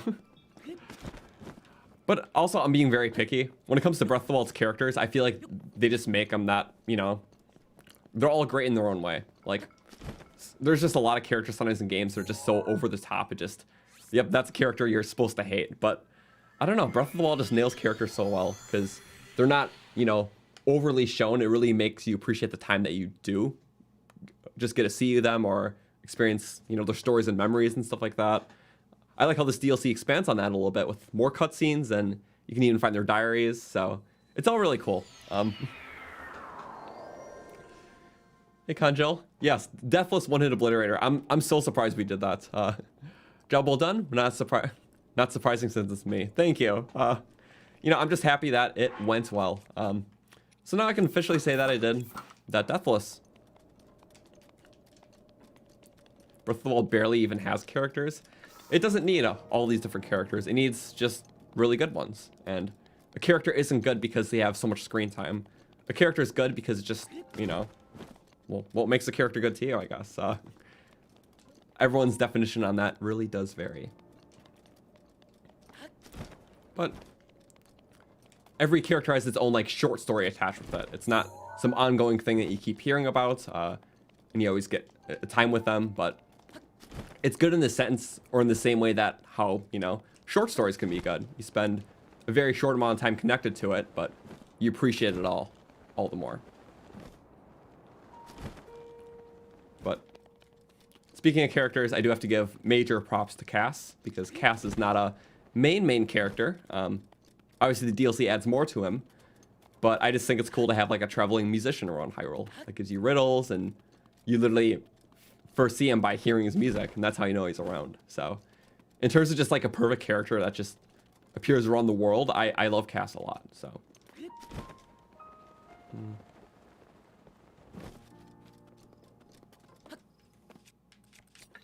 Well, even if there's non-Champions Ballad enemies, I'm still gonna kill them if they're right here.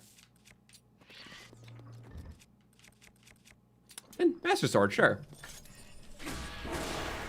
I mean, might as well.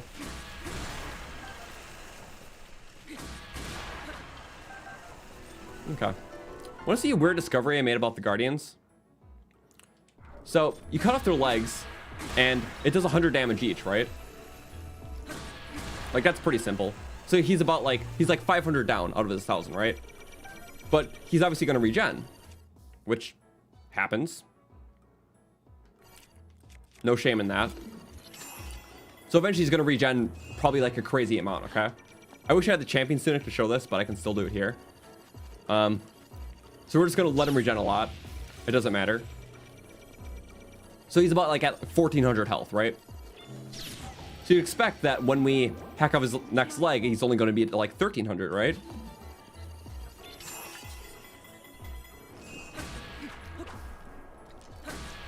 Let's do it. Well, that's surprising because now it's just damaging the leg.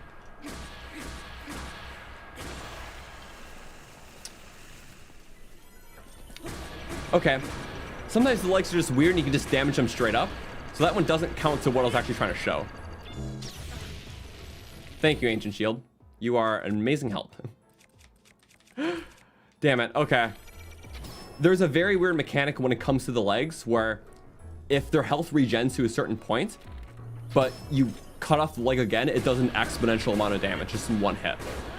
But once in a while with the Guardian, if you try attacking the legs, it doesn't break, even with the right amount of hits. So we are experiencing another weird thing that derailed the first weird thing I was trying to show. Sadly, yeah, because usually damaging the legs doesn't actually damage the Guardian, but once in a while it does, and it's weird. So, learning from past mistakes. Yeah, sorry, that was weird. There's more Guardians here. I think I want to show off one more. In fact, sorry, now that we are here, I am going to quickly turn off the one-hit thing. We can say plateau's done. I can fix that later. I can go back to enemy. I'm not even going to do the other ones because I'm not going to focus on them today. Sorry, we got that Guardian, right? So Guardian Stalker right there. Or is it Decayed Guardian? Not the one that I want. Here, we'll mark off the one that we did.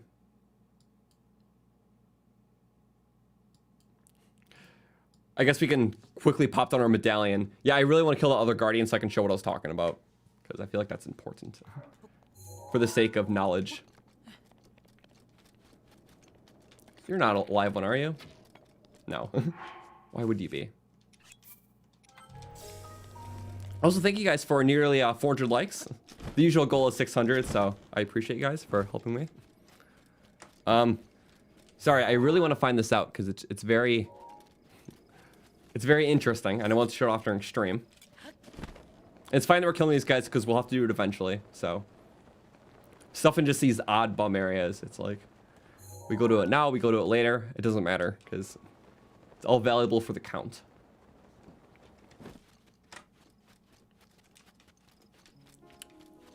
I'm looking for a talus. There's a talus right here that I don't want to skim over. Because when are we ever going to be back in these wastes? Never. It's right over here. Okay.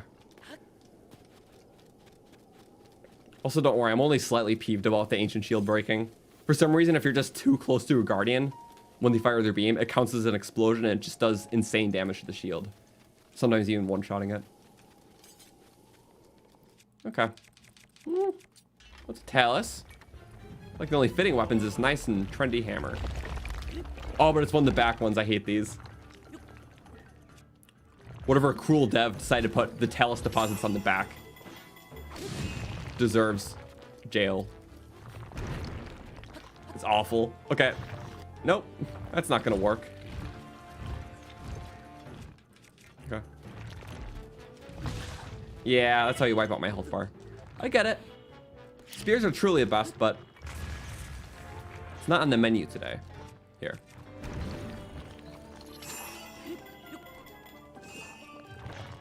Okay, how many hits can we actually get? 1, 2, 3. Wow, I actually did something, and the shockwave actually went up a bit. How lucky, honestly.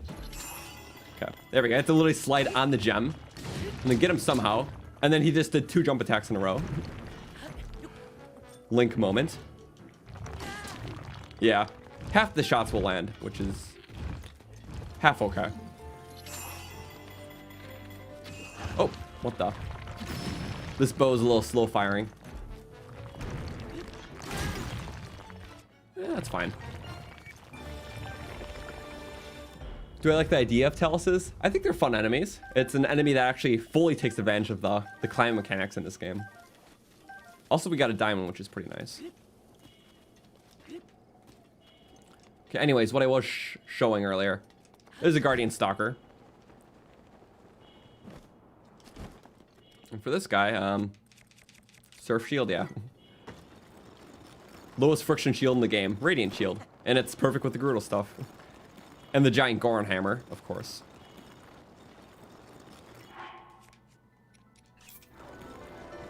There we go. So now we're going to switch back to this. Okay.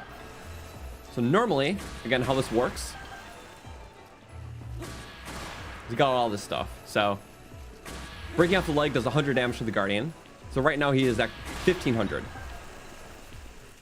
And this time we're going to let him regen. Actually do this right, though. Ancient weapons guarantee the break. This guy is kind of giving up at everything. I'm just going to preemptively update the enemy count. Oh, wow. Yeah, he's really giving up. With the final kill. Okay. Now you see he's at the 1400, right? So you expect it'll be just a small tick, just like the last 5 legs. But... where'd that health come from? It literally did like 500 damage for that one.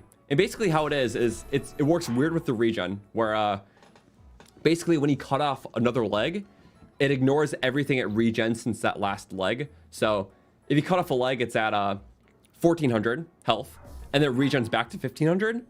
If you cut off a second leg, it goes straight to 1300 because you already cut off one leg. So it already counts the legs that you did. No other enemy in the game works that way. I just discovered it a few days ago while doing more stat stuff, and I kind of want to share that one early because it's very weird. So basically it's a mechanic to counter regen specifically for that. So if you're just chopping off the legs and you accidentally wait a bunch between the leg chops, let's say you're on horseback, it doesn't matter. The regen literally does not matter because it will ignore everything it just regened and go another 100 back in health. Very odd. But sorry, I just wanted to share that. It's just super weird, and I like sharing super weird stuff. Even if it really doesn't matter too much, it's just kind of like one of those hidden systems that's in play. There's still more I want to figure out, like exactly how the Guardians auto-fire. You know, sometimes why their legs, like, don't break after 100 damage worth of hits. Nope. But yeah, it's a good share.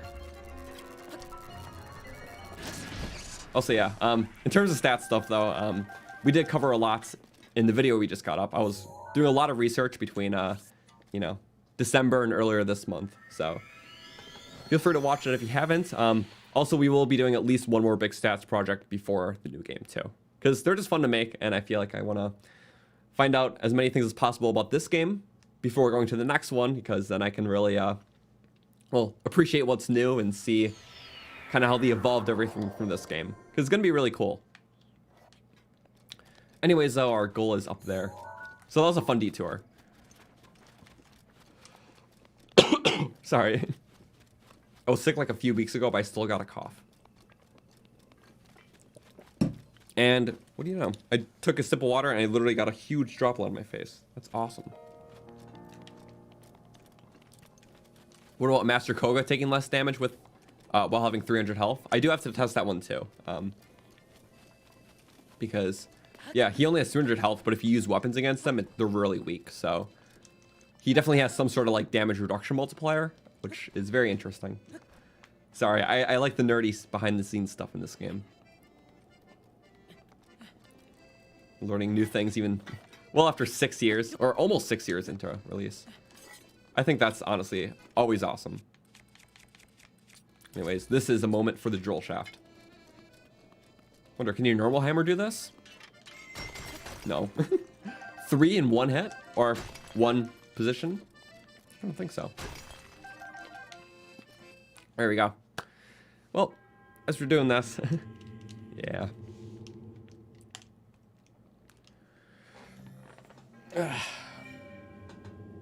How's my day been? It's going pretty good. It's been a busy editing week for me, so. But it's totally fine.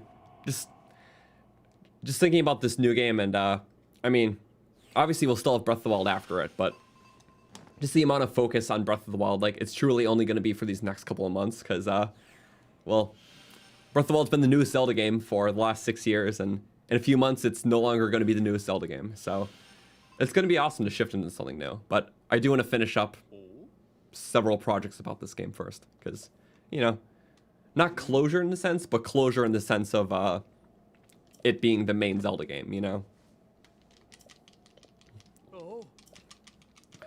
Okay.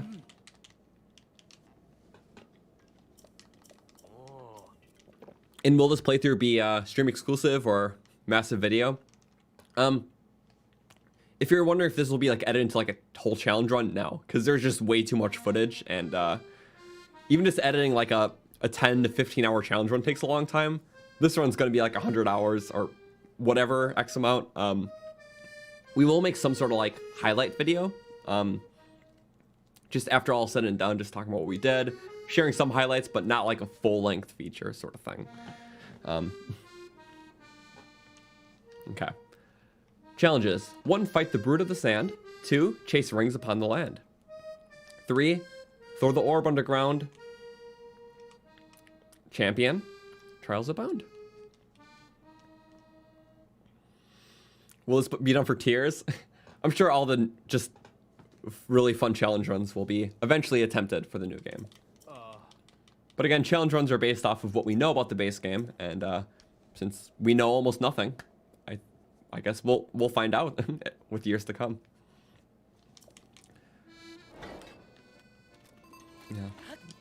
Yeah. This way.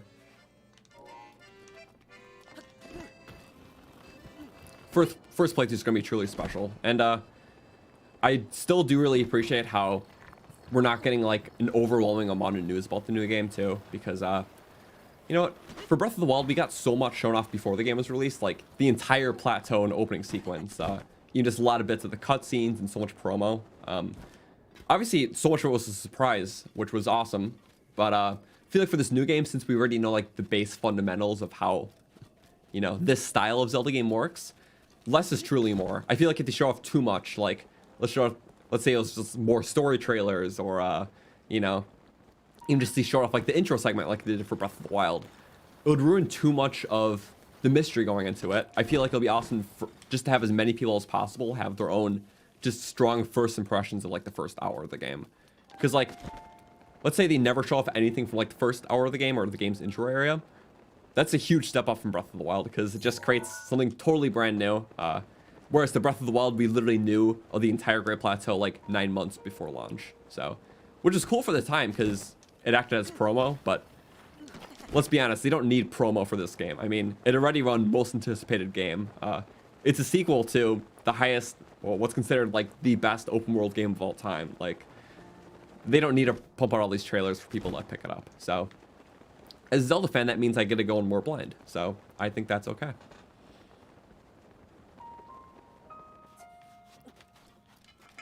Okay.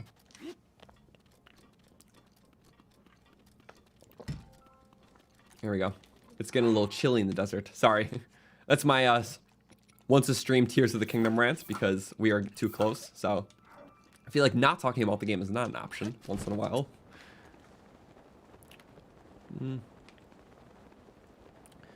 All right. So this guy coming up is pretty fun. The Muldoon King. I don't see him. But basically all these quests in the desert specifically have enemies to kill. I believe it's the only one that has enemies to kill for every 3. Okay. Now, this guy's special because, as I talked about in the last stats video, I found out that he has a massive damage reduction to all normal attacks. But if you use electricity against them, he has a massive, like, all weapons get massively multiplied. It's really odd, but basically all your normal weapons do just fractions of damage against them. But if they have electric properties, then they do just a little bit more. Like, inevitably, that's what that means. And there he is, just flipping around in the desert. So electric stuff, or even Urbosa's Fury, are the best ways to take him down. There you go. First things first. Oh, it is activated. Cool. With the drill shaft, definitely. You just get a little closer. Does the sound do it? It does. Sorry, Joey. Pure shaft time. Woo! Nice. And you know what we do? We just get in a nice volley. See, that's an electric attack. Pretty good damage. That's a normal attack. Literally no damage. It's exponential. You know what we gotta do? We gotta finish with the drill shaft, though. Shaft mode. Woo! Nice! Oh, we actually hit him, too. He went right in our head. If we popped it a half a second later, we would have been toast. But very good. And that's all you need to do. Basically, how you figure that out usually is if you take a picture of him with the compendium, it says that he's very weak to electricity. Of course, we didn't use that, but that's okay. Let's clear off this enemy. 1843. There's also some fun loot, too. Oh, open it, please. That's a nice shield. Okay. Gotta replace the ancient somehow. I guess we can use it. If we have the slots, it's a might as well. And I prefer a quick shot. Okay, what do we got? Durability. I'm not a huge fan of the rusty stuff. It's another long throw throwing spear. Well, in honor of tradition, this is like the one guy that can drop long throw throwing spears.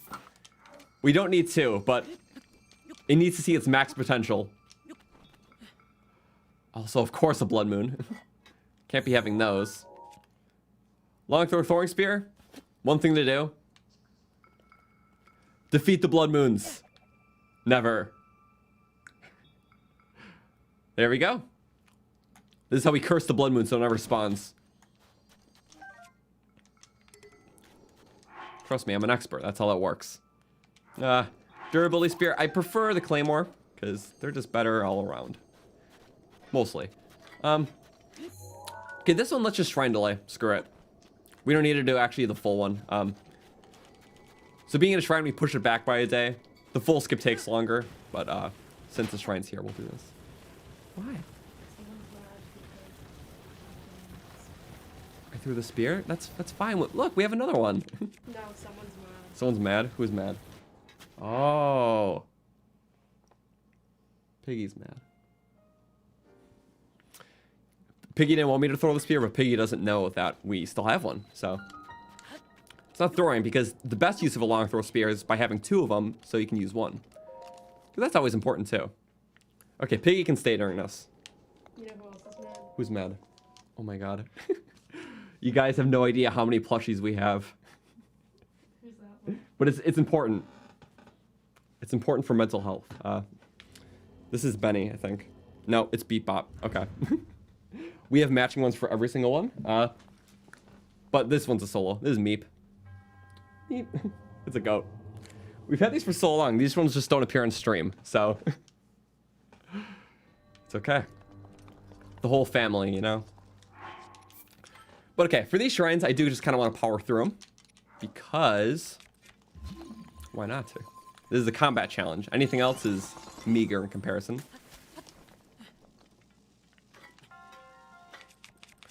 We can do a wind bomb, sure.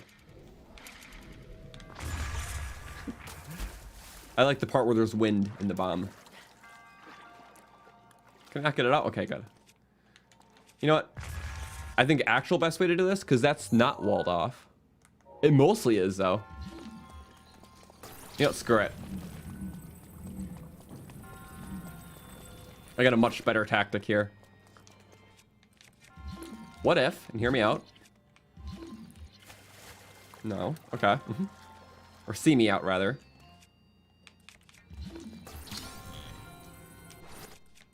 I don't know why I did it like that. It's just crafty. Okay, we'll do this now. That's fine.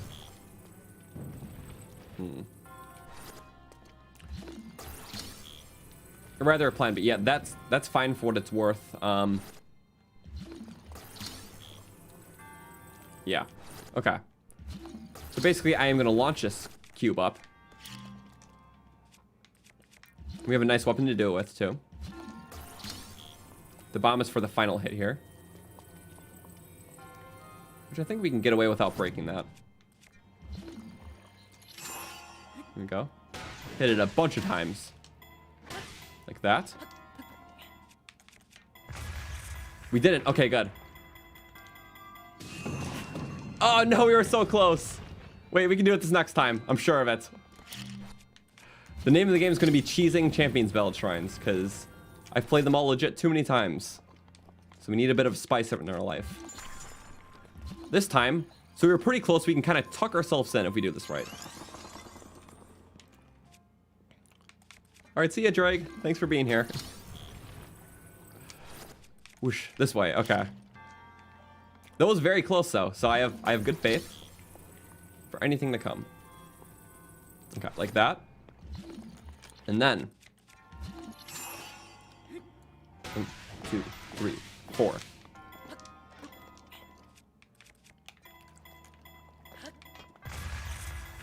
There we go. Keep going. Yes. Oh no! We were so close. One more go? We have to give it one more go. Getting on your first or second's too tough, but our new strategy is oh, we just do 3. I feel like 3 will do it, and then we can also position it a bit better too. So we can put the bomb. Yeah, that should work. Let's do it again. 1, 2, 3, 4.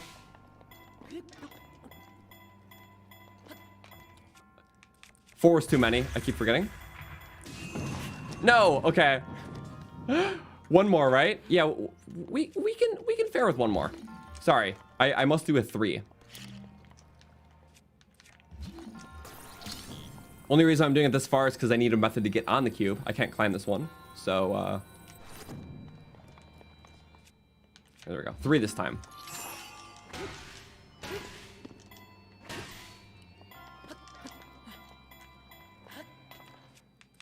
Three should be just fine. Actually, 2. Am I just totally overestimating the hits? Also, it was a bit of a bad angle.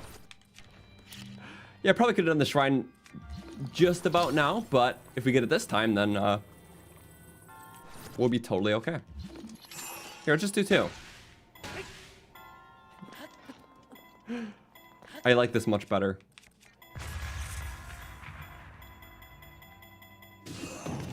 Oh!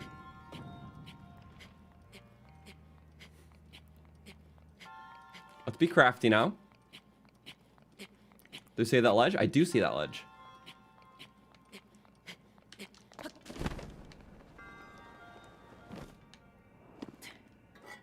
Okay, so this got us in an opposite boat. However,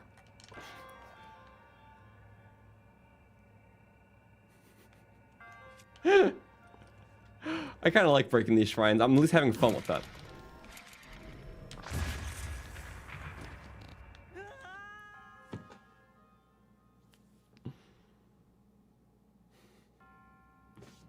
Oh, wait. It knew to put me here, which is good. Wait, this is good. It just instantly became ungood.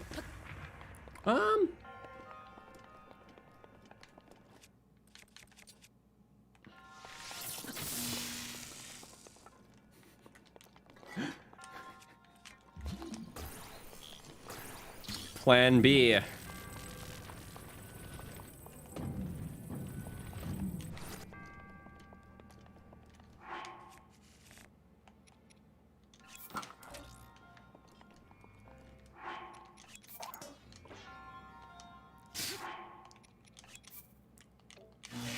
fine. It's fine. We got this. Actually, I don't even need that.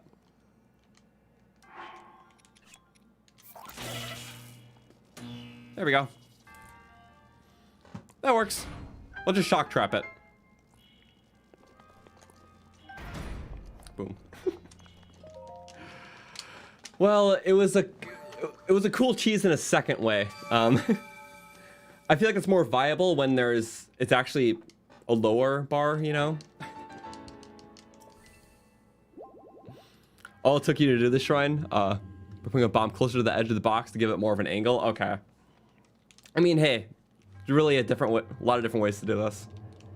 I just really want to do these ones in different ways. So we find more different types of cheeses, and sure. Because I've played all the Champions Ballad shrines too many times vanilla. we got mildly close. I mean, well, it is replicatable if you get it just a pinch better. That's fine. What's my favorite amiibo? Well, in terms of drops, I really like the Twilight Zelda one because you can get the Twilight Bow. Also, 8-bit Link's cool because I like the sword you can get. I don't know, anything that gives like exclusive drops is always awesome. 8-bit Link amiibo is just cool because it's just so chunky though too. So, anyways, next one will be, we could do the Yiga Clan hideout. I mean, why not, right? This one we have to enter through the back, and this will be another clear out because the thing about this with the enemies is that we will have to kill all the Yigas again within the hideout, just like we did last stream because we actually played Naboris and that whole segment. I believe it's the same amount. I guess we'll see. We'll just alert all the Yigas, just kill everything, and have a great time with it. This is also another area where we can die to a one-shot. Let's try to make good things happen. I like Yiga clear out, so. Also, yeah, thank you guys. We are about 150 likes away from the 600 goal, so I appreciate that. And yeah, also just thanks for watching today, because yeah, as we just get more and more far in this run, it's even more exciting. Because really, we just spent a lot of time even just doing, areas of the game that's more standard, like the entire Divine Beast rush, stuff to get us started. So as soon as we complete the Champions Ballad and try all the swords soon after, yeah, it's gonna be pure slaughter. Like I think our highest kill per stream was like, was it 274? I believe. Either way, we can crank that up way higher. So yeah, this will probably be one of the lowest today, only because Champions Ballad, there's just so many shrines. But I was expecting it, so. Fully backed with a hot beverage and a banana, just in time for a Yiga return. There's no better way to do it. That's awesome. Yes. Death to Banana Clan, round 2. What's my favorite mini-boss monster in the game? I think Lynel's are just awesome fights, like, regardless of the variation. It's cool how they have a boss-type enemy that counts just as, like, a mini-boss, like, field enemy, So, I appreciate that. Lynel's are really the ultimate test of skill, flurrying, parrying, bow combat, sword combat. Like, you really kind of cram everything into one beast. And that's how a good fight should be, It's like, how can you apply the skills that you learned into an actual battle? Because I notice a lot of games, like, there's just a popular format where, every fight's a lot more individual. And with every fight that you go into, you'll die anywhere from, like, 10 to 20 times before you can beat it. Because it's all about learning specific moves with, like, specific timing. But Breath of the Wild, it's actually like, hey, if you get really good at the combat outside of the bosses, you have a much better chance at the bosses. So I think that's good. And not enough modern games incorporate that. I mean, especially like Soulsborne games are totally different too. Also, yeah, you get hideout second time. I don't know what's all different, but I'm sure there is. Let's do the stuff first. Mills and Mina. These are travelers you can save around the world, but they act as NPCs for this. So we gotta get an orb and throw it in the pit. Yeah, they're hoarding bananas. Orb they stole from the Gerudo tribe is on the second floor.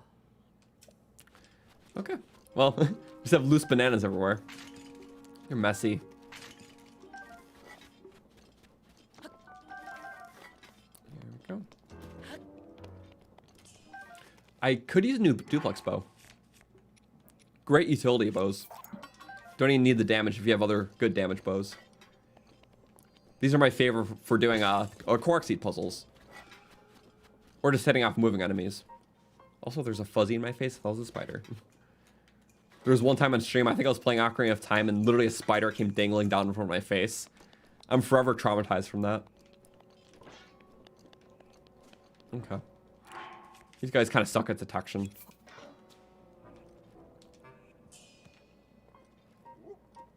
Yeah. Anything will get them. Even, it doesn't matter. Just to be a little safe, though. Boop. Much easier to kill that way. We still have to keep one alive, though, because, well... Otherwise, we won't get the archers to spawn. Okay. He thought he saw me. What do you know? He just saw a banana. Oh. He's a bit smarter. I mean, I'll give him that. Oh, well. Not smart enough. One of the few times when bananas aren't on his mind. Also, we have 179 ambers. That's kind of funny. Just now noticed. Here. Wonder if this guy wants something. Get one of my bows. Here. Take a bow.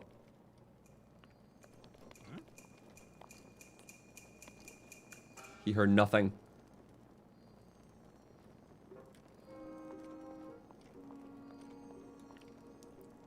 Does he want it? He snatched it. They literally take anything. It's funny. That means my bow's now gone, but I don't need another royal bow. I have a billion. There we go. Just about to see me. Some of it respond. Okay, cool. And for the rest, we'll just have to clear them out. Come on. Where's the other guy? Did we kill them all? Oh, we can't do that. We actually have to... Wait a second. Oh, crap. No, we have to go back. No. You have to keep one alive. There's only 3. Okay. I thought there was... There's usually 5 in this room, right? But I guess, yeah, the one by the door doesn't count because you can easily get them. Oh, okay. Well, the most annoying part about that, just the reloading. Not even a death, just a reset. Because we need to kill the archers, too, for the count. Everything counts, even if it just barely spawns. There we go. I guess this way we keep the bow.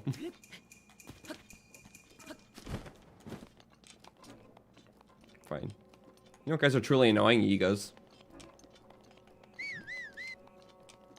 Just get over here. Nope. You really thought, huh? So silly. Nope. Ah. That time he was immune.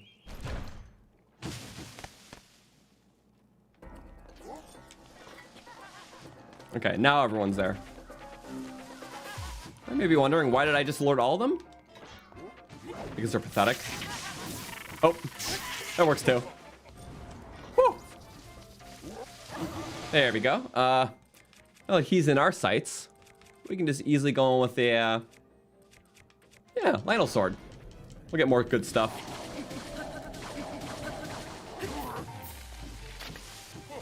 And then who's next?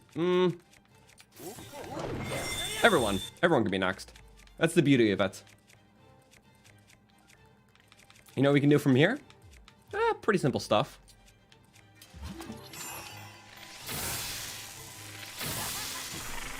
Oh, wow! Woo! They're like the slow time there. Yeah, a bit risky. I mean, I can agree. Was it awesome? Yeah. Also, so long, Blizzard Rod. We played that carefully. That's why we were alive. Ooh, wait. Oh, it went on top of there. Crap. Oh. Nice. Okay. Parry. There we go. Don't go back on top. Sorry, it's just intimidating. There we go. All dead. There we go. That should be the 2 scouts and the 3 blade masters. Or archers, whatever you call them. Okay. None of this stuff's modified, I don't think. No. It can have modifiers in the normal hideout, but I don't think in this part. Nope. You can tell that as a modifier if it has a second blink, so. Okay, that one just has 1 shine to it. This one has 2 shines. So 2 shine, 1 shine. 2 shine, 1 shine. So if you just want to swap out your stuff for modified gear, you can tell if it's modified by the number of shines it has. And the other shine's more like colorful and bigger too, so. Also, sorry, Blizzard Rod. It was so good during this challenge. There we go. It has like 2 uses left. But okay, that is number 2 done.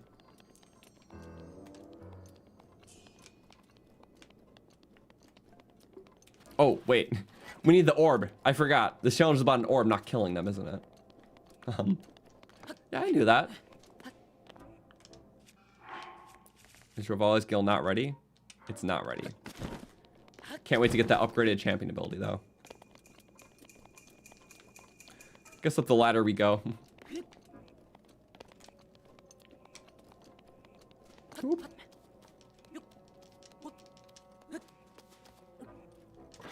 Nice. They replace the bananas with orbs, or with an orb. Come on, there's only like 8 bananas right there. It's usually more stocked. Oh, Urbosa's Fury. Could have been nice. Oh. You're kidding me, right? Of course it fell. Nope.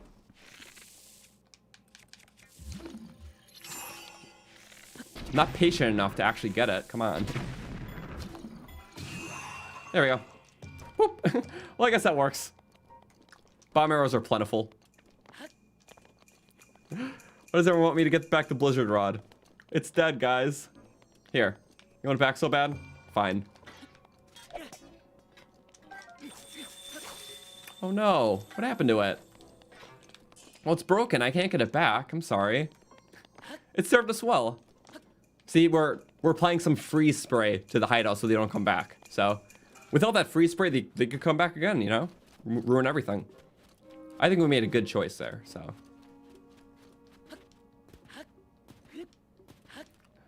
Also, I love his little jump strides when he's holding something.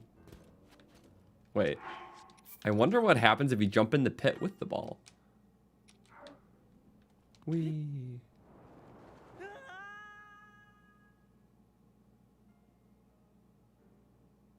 Well, should work, right?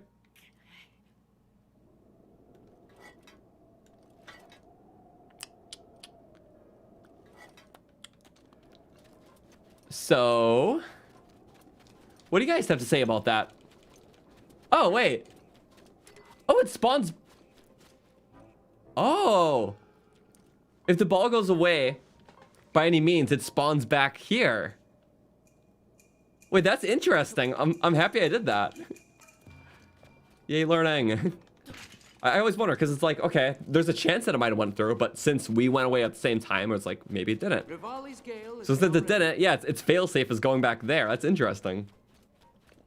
Well, let's not do it again, but I still like that. Anyways, we killed 5 enemies here, so let's update the counts to 48. Okay. I'm like, what's 43 plus 5? Oh, no. Sometimes me choking on the dumbest math problems imaginable. It's fine. Nice. They did think of the people crazy enough to eat themselves with the ball. Yep. They have to think of everything, otherwise they're gonna break their own game by other people breaking it. All right. Thank you, Anselm, for the membership. I appreciate it. Now, yeah, I forgot what all these shrines are. When I answer them, I'm like, oh yeah, it's that shrine. Also, the reason why I'm choosing them is because if you're there for it, like, I think just a few months ago, it was like back in October, when we're doing like our second win playthrough still, one of the last things we did in that was Champions Ballad, and it was pretty vanilla. So literally we just did all this stuff, but like actually like normal, legit during that run. So since we literally just did it, and we, we're very thorough about it, and we talked to people and did like some little cool side stuff. We're doing it strictly in the challenge sense today, just by kind of skimming everything that's not important.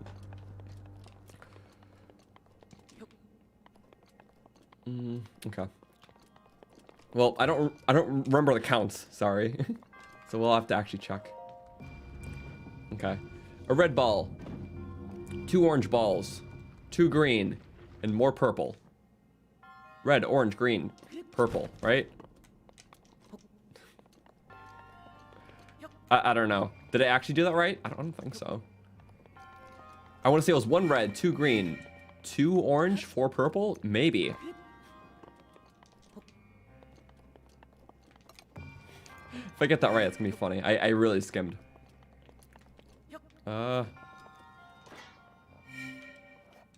We did. Okay, nice. Also, thank you, Brandon, for the 6 or 7. Been a while since you caught me live. Hope everyone's doing well. Thank you. Glad you can make it today. Yes. We're really trying to go out with this one. I guess see how far we can go. Because if we're speedy about it, or speedier, there still is a shot that this can't even be finished in a day, but it'll be a longer stream. So I'm not trying to push myself, but also, I guess we'll see. You have 4, 2, 2, 1 memorized. Nice. You've done it so much, might as well. Also, I'm like not caring about the loot here, because with this run, obviously, it's like I am only doing shrines and whatnot that actually have enemies in there or are required. So any other side stuff really doesn't help in the grand scheme of the run. So, and yeah, some of enemies, that's true. That's the stream. 114 enemies have been killed tonight. That's not bad. 52 away from the lowest. This could be the lowest just due to the nature of the stream. Hey, Sarah. Could be awesome if I could go deathless the whole stream. I could. It's been deathless, and we passed the 2 parts that are 1-hits. This part and the, well, 1-hit obliterator. I threw a treasure down below. What was I thinking? You don't understand. My aspirations are far above your potential. It's for the greater good, I promise. Anyway, yeah, Gerudo Town. Let's do the race. This will be quick. And then we just got Thunderblight, which obviously is amazing. Oh yeah, Thunderblight's entered the chat. Yeah, I guess you can die during that stuff because you can't bring fairies or stuff in. I guess we'll see. Yeah, if we do happen to die, it's going to be Thunderblight. So, just full warning. Well, because it's like, attrition is a problem because of the Master Mode regen. Well, yeah. You never know what you're getting yourself into. Also, Water Blight is a lot harder, specifically Champions Ballad Master Mode, due to the regen. Sorry, Innocent Seal. Gaia, I wasn't even for you. This is the final one. But this one's actually very interesting. I've never seen it personally, but this is like the Sand Seal race. But there's going to be 6 Lizalfos that only spawn during this race. You can't kill them at any other time. So I don't actually know how the mechanics of it work. So because of that, we're just going to be kind of powering through them. Let me actually look it up, though. So if we are here, I didn't even bother. Sorry. We killed these. It was the Talus and Guardian from earlier. Whatever, blah, blah, blah. And then let's make sure to get that. Moldu King. Sorry, we marked all those otherwise. But this one's odd. If you notice, Electro Lizalfos Shock Arrow. Electro Lizalfos. There's going to be 6 Electrical Lizalfos that are in the path to the shrine. That's the DLC shrine. And they literally only spawn during the challenge. So, obviously it's important that we kill them during. But the thing is, I think it's going to be kind of a weird one because, I mean, naturally you're not supposed to attack these guys. Because it's like, well, you're just supposed to avoid them. And I don't know if we'll have time to kill them. So maybe an Ancient Arrow may be a viable option because that also does the trick. And that counts as a full kill. They won't go back. Because, like, I wouldn't have enough time to get off them and kill them, you know? And with our equipment, yeah, those guys have, like, 288 health. Nothing really easily one-shots. Yeah. I have nothing that will one-shot Electric Lizzle besides an Ancient Arrow. So, feel like it's our only goal. Yeah, electric Lizzles, right. So they don't one-shot to anything. Do we have to get them all at once? I'm actually curious. How about... You know what? I'm going to try something. How let's do the challenge. We'll start it here, and we'll kill one Lizzle. And then try to restart the challenge and see if it still responds. Because if it doesn't respond, then we can do this in 2 goes here. Okay.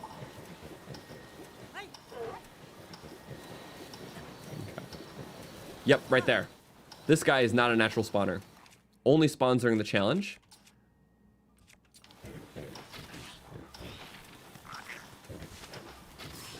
There we go. I don't care. We'll let it drag out. I need a rented seal for this because I need to be able to get back on it. We still spawn. You know what? Maybe you can find them. There we go. He's good. Sorry. I don't like doing that, but it's the only thing that keeps him secure. Okay, anyways, let's see if there's more. I want to see, maybe they'll just always be there because of like how we did it.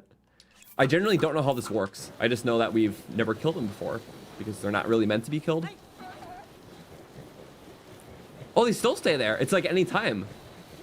Aha, so we can just kill them right now, then do the race. Oh, he was so close to zapping me. And that was even closer. Uh-oh. Actually, yeah, sure, why not? No shame. Also, you can see the trial gate cuts through everything. Okay, and then there should be a pack of 3. Wait, what's all that shock stuff ahead? Is that what I'm looking for? I think that's something else. Yeah, that's something else. I'm not going to worry about that stuff.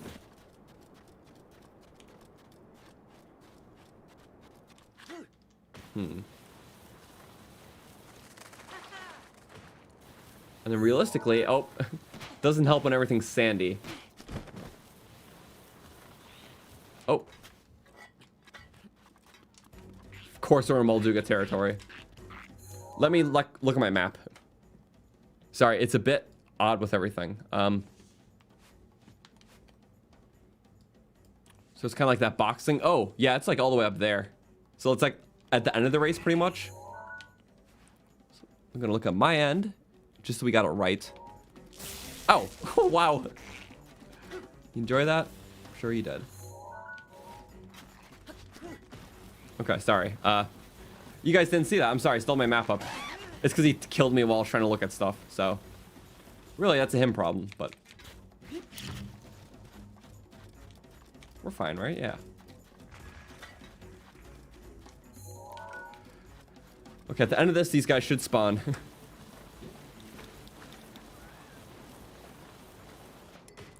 Oh. These guys spawn the second talk to Cass? Oh, that makes sense. You know what I don't like, though? When we are just in the middle of the desert, and I can't figure out where it is. It is at, like, the edge of the world, so, I mean... I guess that's how we know we're semi-close. But realistically, these guys won't... Well, we can differentiate them from the other guys because they actually, like, swoop up to you and jump out all in a batch.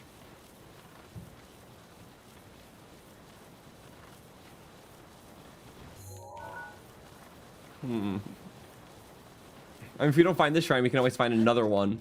Because there's another close by. I wasn't looking forward to this part. Okay. Oh, there's loot here. I don't feel like I explored this enough. There we go. What is this loot, anyways? Gold rupee, that's cool. I guess it makes sense. It's literally a whole ruin structure. Oh, you can do the quest and they'll stay there before you go in the shrine? Okay. Well, we're already here.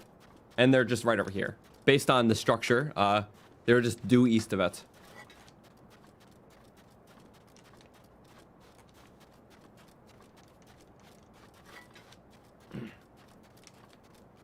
Yeah, literally just because we're so close, I'm gonna do it.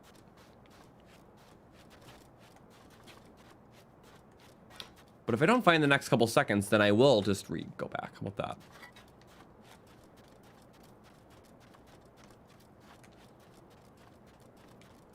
You know, we're doing that.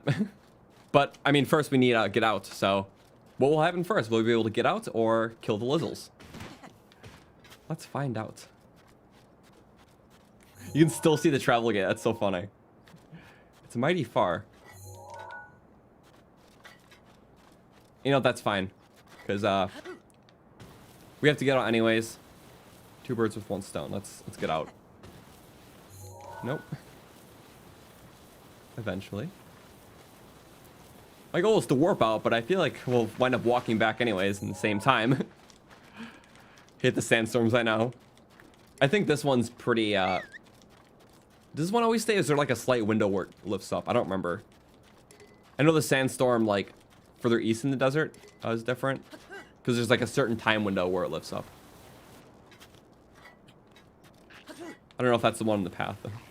There's also some that just are in the desert that we didn't kill, so.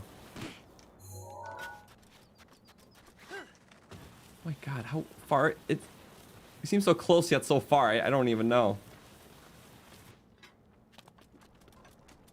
And no way to even tell what's east. I know. Okay. This one stays until you clear the Silent Swordsman quest. Okay, that makes more sense. Thank you. I like that. Okay.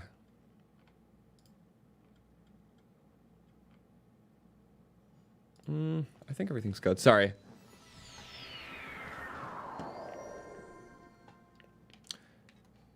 So they shouldn't be respawned by the logic that we established.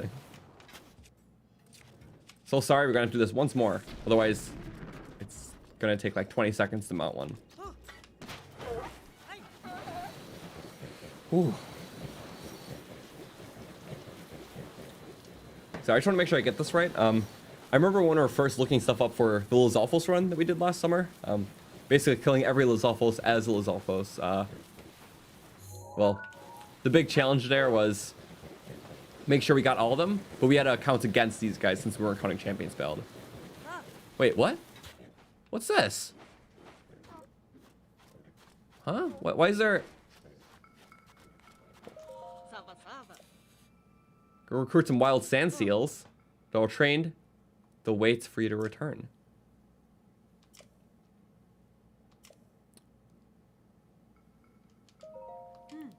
Wait, there's literally rentable ones right outside just for the challenge? Oh no, there's still wild ones. But there's literally a person. Why have I not noticed that? Because I don't know, when I saw it, I first took a sand seal and I kind of went around it. I've definitely passed them, but I just didn't like notice, you know? That's so wild. Because I literally saw them from so far away. It's like, wait. Interesting. Yeah, I guess it's hard to find if you... Well, I mean, that's why the casting exists, so you can like look at the location. That's how I did it. I just found the location, so I'm like, okay, I'll take a seal there. I didn't know that was there. So I guess it's just a quick way to find it.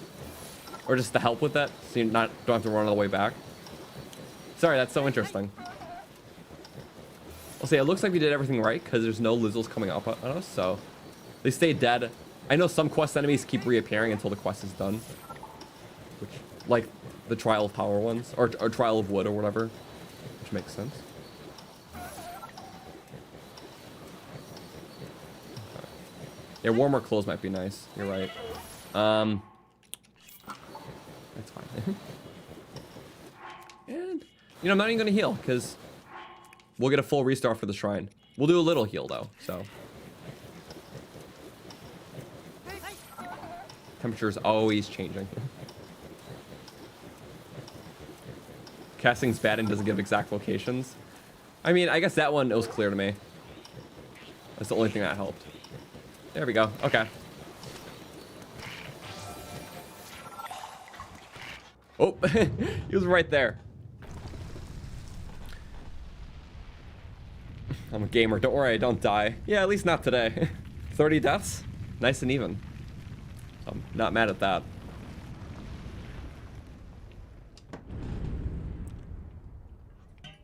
Do all the Ballad subquests have NPCs then? I think a majority of them do.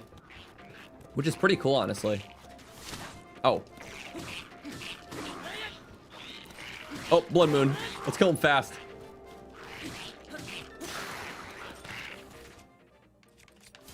There we go. Got him.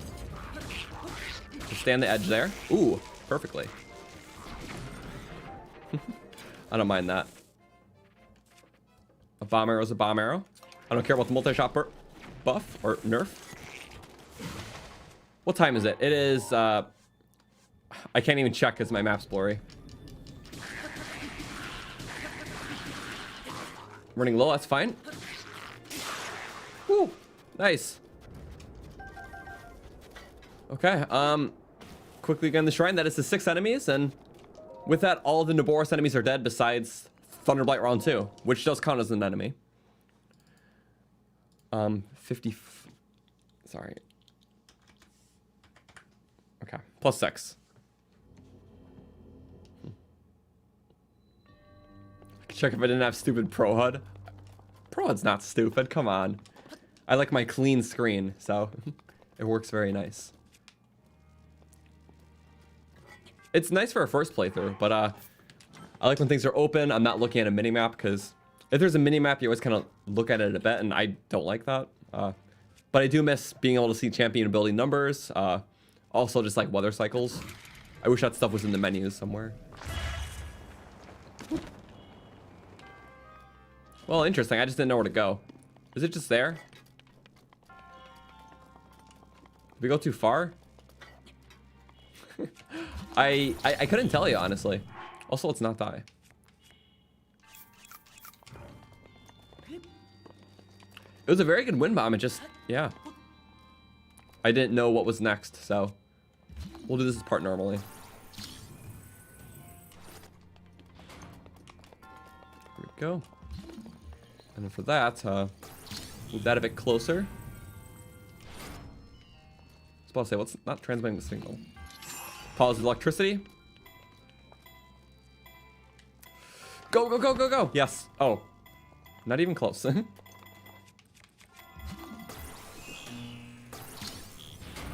That does work. Okay. I think I just needed a little bit more give that way. Now, let's do it once more, just so I can get through safely. I guess I kind of could. It just... Whew, a little risky. Or I could just, you know, push that forward. I mean, that works better too, doesn't it? It's not that complicated. I'm just making it more complicated.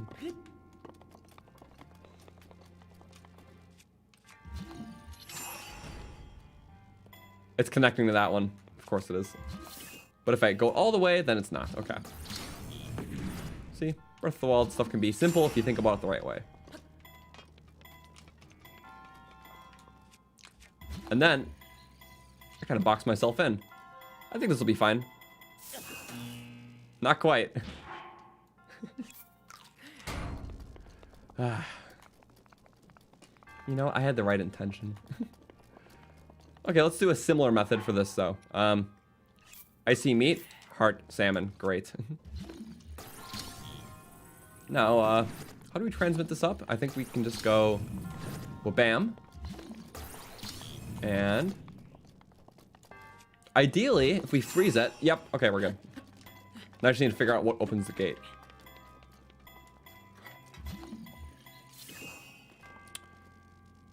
It's got to go that way, okay. So now let me just get there. There's really a few different ways to do this, but stasis and magnesis are the best ways. I guess alternatively you could cheese it with Thunderhelm. At least a good fraction of it.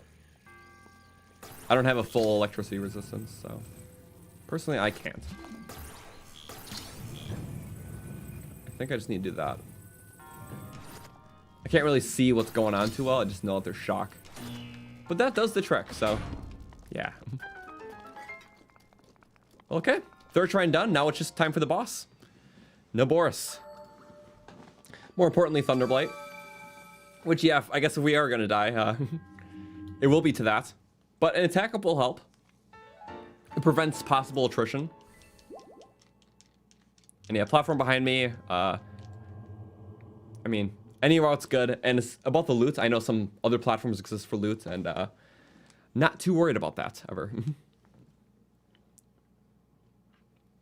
Again, there's a million different ways to do it, and honestly, it's cool seeing all the different ways, and I don't think I've done it the same way twice ever, so.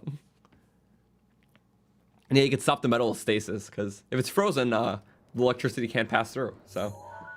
That's always been a neat thing for me. Also, I love how they put you in the sandstorm, so you have to, you know, get out the slow way. So sorry, Seal. Champions Ballad shrines generally have very good loot. But we already have good loot. Oh no, a silver rupee. What a sucky thing to miss. As we have, like, all the gems to buy out our own corporation here, you know? Speaking of which, yeah, 25,000 rupees and, you know, decent selection of gems. If we sold them all, I'm sure we'll be a lot richer. So, I don't think we'll be like a millionaire by the end of the playthrough, but definitely exceedingly wealthy. And for this game, that's pretty good. Feel bad for the seal, I know. But I feel less bad because you can't actually kill them. It's like tickling them, you know? No damage is done. Only feel bad it's a horse, because those can die. They just made seals and puppies and other animals indestructible. That's a better question. Why can't you pet the seals in Breath of the Wild? Everyone keeps talking about the dogs, but I think the seals are even better. Because look how much they help you. For free, too. It really is Link's best friend.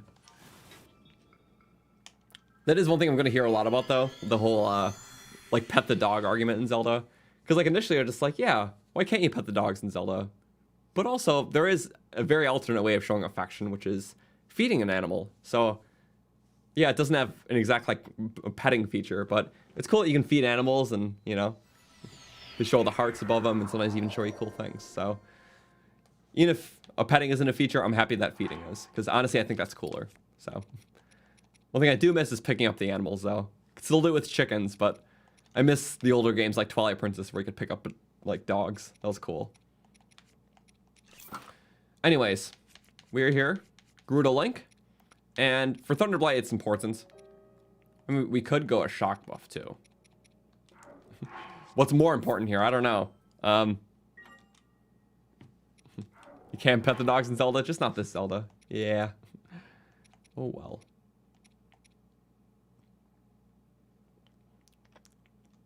Actually, screw it. I'm more of a longevity guy for this fight. Because if you can take a little less shock damage, yeah, why not? We have it. I think this is the one that Sidon gives you. Darners and Lizzlehorn. Screw it. We are mostly immune to shock. We'll take 2/3 less damage to shock stuff. Level 3 buff cancels it, but we don't have that, and it's not worth the effort. Let's just kill Thunderblight. Yeah. Honestly, they give you good weapons for this fight. You get like an Edge of Duality and some good stuff, so. Also, yeah, the weapons are not fixed across them. Like, obviously, it's like retrospective to like the, you know, the champion weapons or like the style or culture of weapons. But for balancing reasons, they do some interesting things. So, like this fight, you get an Edge of Duality, which is a Sheikah weapon. And like for balancing, yeah, sometimes they give you like minimal arrows or something. So I don't think you get a bow for this fight though. Oh. You can feed Patricia the Sand Seal. I think you can feed them all. Oh, you can feed them all rather. So I guess that is an alternative to hurting them to get the food, but or to get the ride. But oh well, it's a lot slower. Not always reliable. But alright, Thunderblight. The other ones will still be tricky. Water Blight's almost just as hard, specifically in this, with the lack of weapons that it gives you and the regen. And it seems like those are the two most requested for me to do today, at least first. Alright. So, Scimitar of the Seven. Daybreaker. So this gives you the Urbosa weapons, but also the Sheikah and Sheikah weapon. So I had people tell me during my my Gerudo run that Edge of Duality is a Gerudo weapon. You probably learned that because of this, but by that same logic, this would be a Gerudo weapon too. Why does it give it to you? I don't know. It's just trying to say some sort of link between Gerudo and Sheikah. Also because balancing. Who knows? All right. Oh, yeah, also wooden. There we go. Let's light them up. Damage is still minimal. I think these guys only have like 1,500 health. Ooh, he missed. Come on, don't regen that. He's just about it too. It's scary. Never know what he's gonna be up to. Okay, hit him a couple times. Break the shield. There we go. Break it. I don't care. We have enough durability for that. An occasional break. Because I'd rather do that than have him regen. Because regen sucks. Also, let's get close to the top for the second phase. Oh, he can do that move in there first. I forgot. Also, this sucks a lot.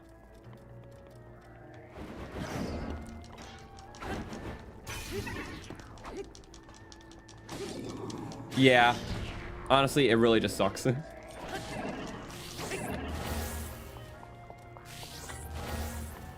I see. It's like, oh, I guess technically you can do that. Yeah.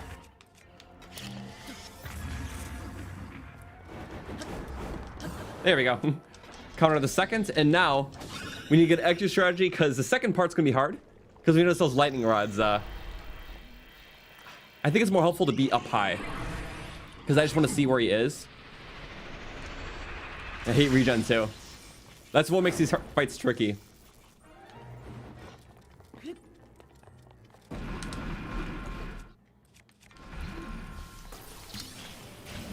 Come on. I have my hand in a weird place. Get him. Yes. Okay. Flat 200 damage to that. Very good. Now slam down. Ah. Crap. I flurried into like the tall part of the floor. There we go. Now melt him with this. This can do more than half. Or just about. That's fine too. Let's get. There we go. Break a shield. Keep spinning. Come on. Yes, okay. That at least breaks the shield. No damage, but shield broken is very helpful. You can just toss him with a quick spin and... No! Die! Okay, good. My only ranged attack. Can only use it twice. But, really a last ditch there. Sorry, Urbosa Sword. We needed to win. But without an attack up, that was pretty good. And we didn't really use much of the shock anyways, so... Could have done it without. I just didn't want to risk the death here. We've been really trying to do this DLC damage, or damageless, I imagine that, deathless. There we go. I thought it was totally easy with the level 3 shock buff, but level 2 one you still get, well, all the effect of it. Well, in terms of like what it does to you, just less damage from it. All right, I will skim this. Sorry. So sometimes we do the cutscenes and runs, but specifically challenge runs we never do. The boar's champion in the sand. Well, with that, that'll be our 1855th enemy. And from earlier, a lot of you guys were talking about, since we're asking for what the favorite section was, Naboros was first, then Ruta. So I guess we'll do Ruta next. I feel like more people are in favor of that. So let's do it. And with Ruta, let's see. One of them is just a race. One of them is involves just like waiting at a time and just gliding somewhere. It's kind of it's like a riddle, but if you know how to do it, it's easy. And the other one involves killing stuff. So the killing stuff, we'll get that counter up a bit in that one. The other ones, they'll only count if there's enemies in the shrines, which there's not a lot of enemies in these Champion Ballad shrines, from what I remember. I'm trying to think of which ones do and don't. On the plateau, obviously the major test of strength, and the other one, the fire one, the dark one. Can I do videos for Breath of the Wild mods? Well, I've done second wind and Relics of the Past for playthroughs. Those are in the playlist tab in the channel.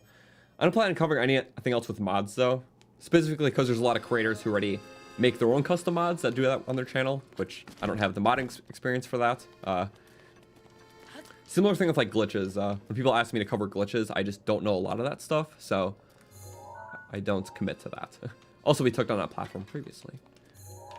Anyways, though, let's go to the next one. And that should be here-ish. So if we just wind bomb to it, we can get it pretty fast.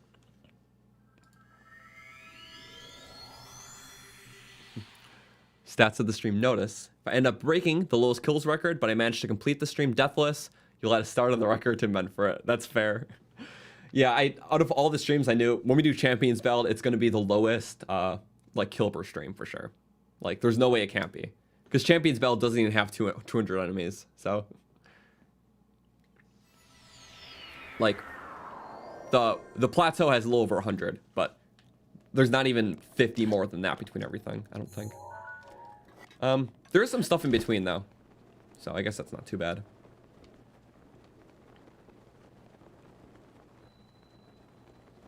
Let's go here. Let's see how fast we can do this, too. I feel like we got quicker and quicker.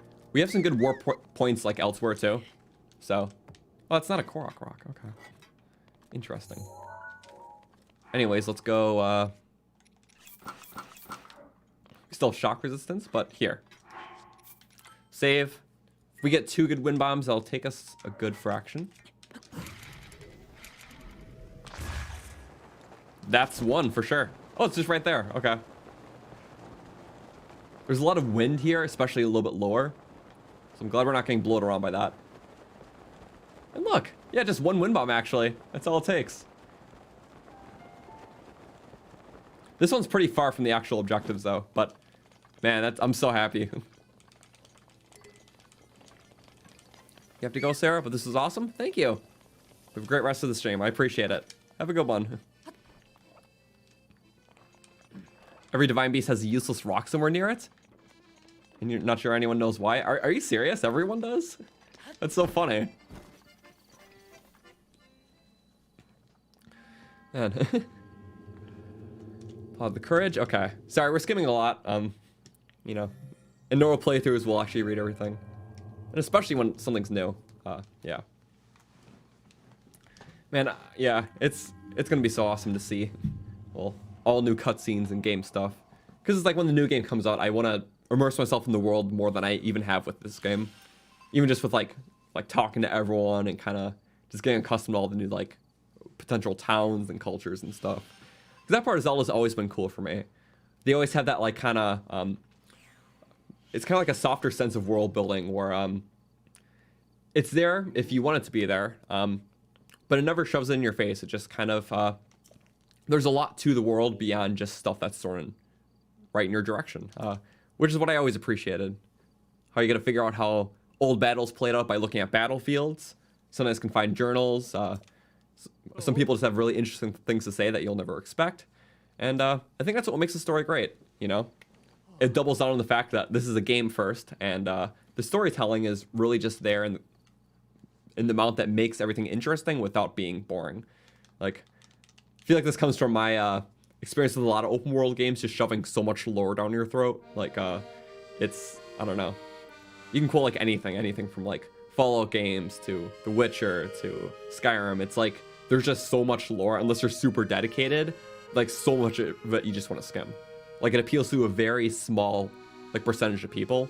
The rest is just like, it's so much that you almost don't want to care about most of it. With Breath of the Wild, it's like the stuff that is there, it's awesome. Like, it's like, oh wow, a whole little story about well, like Cass and his mentor, like when he finished his normal quest in the base game, like that stuff's cool. Or discovering a diary, like in the king's like secret room in the castle or something. Like, even looking at stuff with like Satori Mountain, kind of like how there's a whole story about, you know, the spirit of the animals and stuff like that. You can talk to this one traveler at a stable who actually had like a run-in with the Lord of the Mountain before, like him and his dog, and it's like a whole cool story. And it connects to actual stuff you can find on that mountain. Like, you can find like his old campsite and stuff. Really cool. Like, does very good environmental storytelling. It's also completely optional. True. Sorry, I appreciate stuff like that a lot. Okay, but the 3 quests, first one's easy, it's just a race. And the race can be done right here, so. Yeah, because we can do the race up the waterfall, then we can go here, and then the final one somewhere else, so. You know what, fine.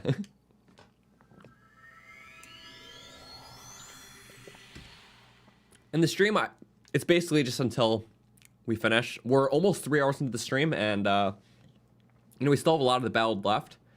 If we can get through, like, well, this and another one of the Champions quests, that'll be awesome. Because the goal is to get us close to completing it, but being realistic, doing this, 2 more Champions quests, and the finale when we're already almost 3 hours into a stream is kind of a lot. Depends on the interest too, though. So if there's a lot of people that really want me to keep going for a while, I'll keep going, because I have good energy tonight. I just don't want to overstay my welcome. I mean, it's an odd wording for it, but oh well, we'll see. Also, I love how much skinnier, like, any other armor makes you look. Like, in the chest piece, I was super bulky. And the Zora armor, it's like 2 different worlds. I lost like 180 pounds there. So I believe it's that waterfall, so I do believe I'm doing it right. So that's like the only one that spawned in.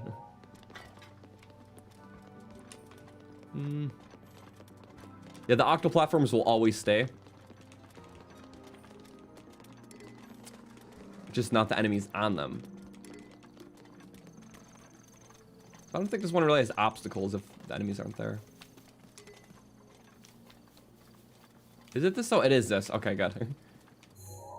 Also, yeah, we're still a bit away from the Blood Moon, because we've been just pushing it back day by day. As we can.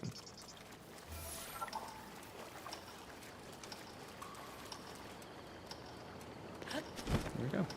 Yeah, so platforms are cleared from a previous stream. These guys are just all here. Yeah, easy challenge. The one in the upper Zora area involves Guardians, specifically Skywatchers, which honestly won't be bad. Skywatchers deserve ancient arrows, nothing less. They're just awful to parry, and I don't want to deal with that. So why should we? This, okay.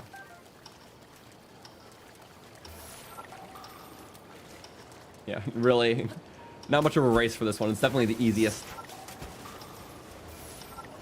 At least I believe. Yeah, no, this one's definitely the easiest. It's almost a no-fail one. And there we go. Whee! I'm just checking something. We'll do the shrine. One thing I did forget in the previous stream was I counted an Octobloom platform that I didn't kill on accident, and although they respawn anyways, since we're already here, I'm gonna kill out of good faith. I was waiting for this.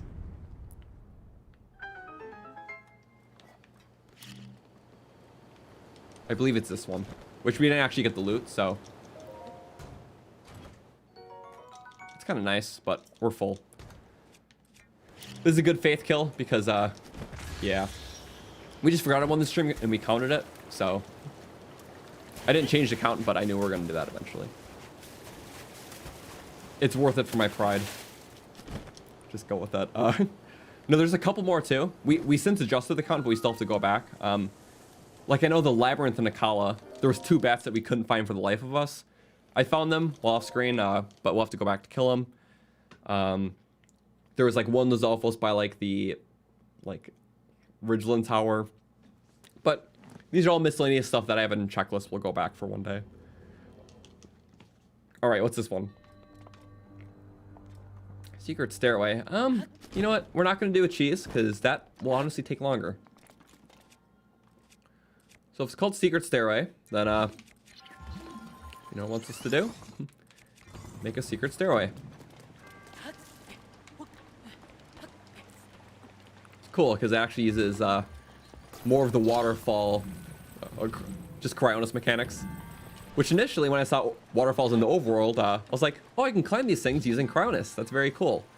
And later I realized that, oh, you get, Zora armor to do it. But still, it's viable in other situations, so that's one way to do it. Oh, wait, we don't need that. We just need the pillar.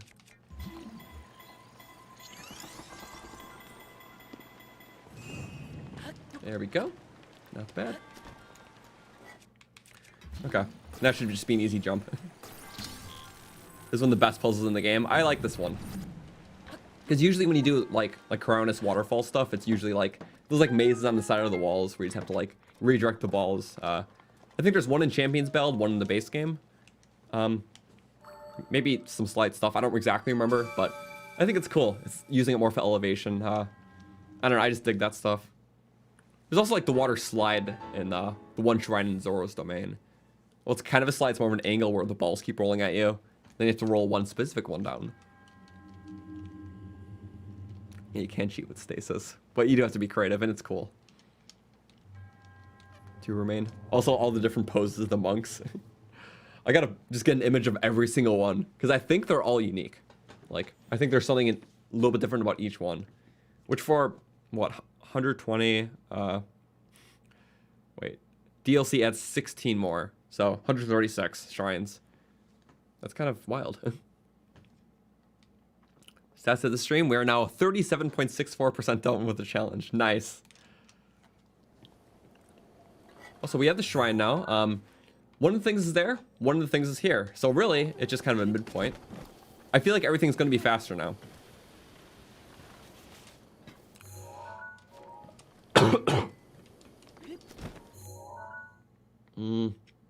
Yeah.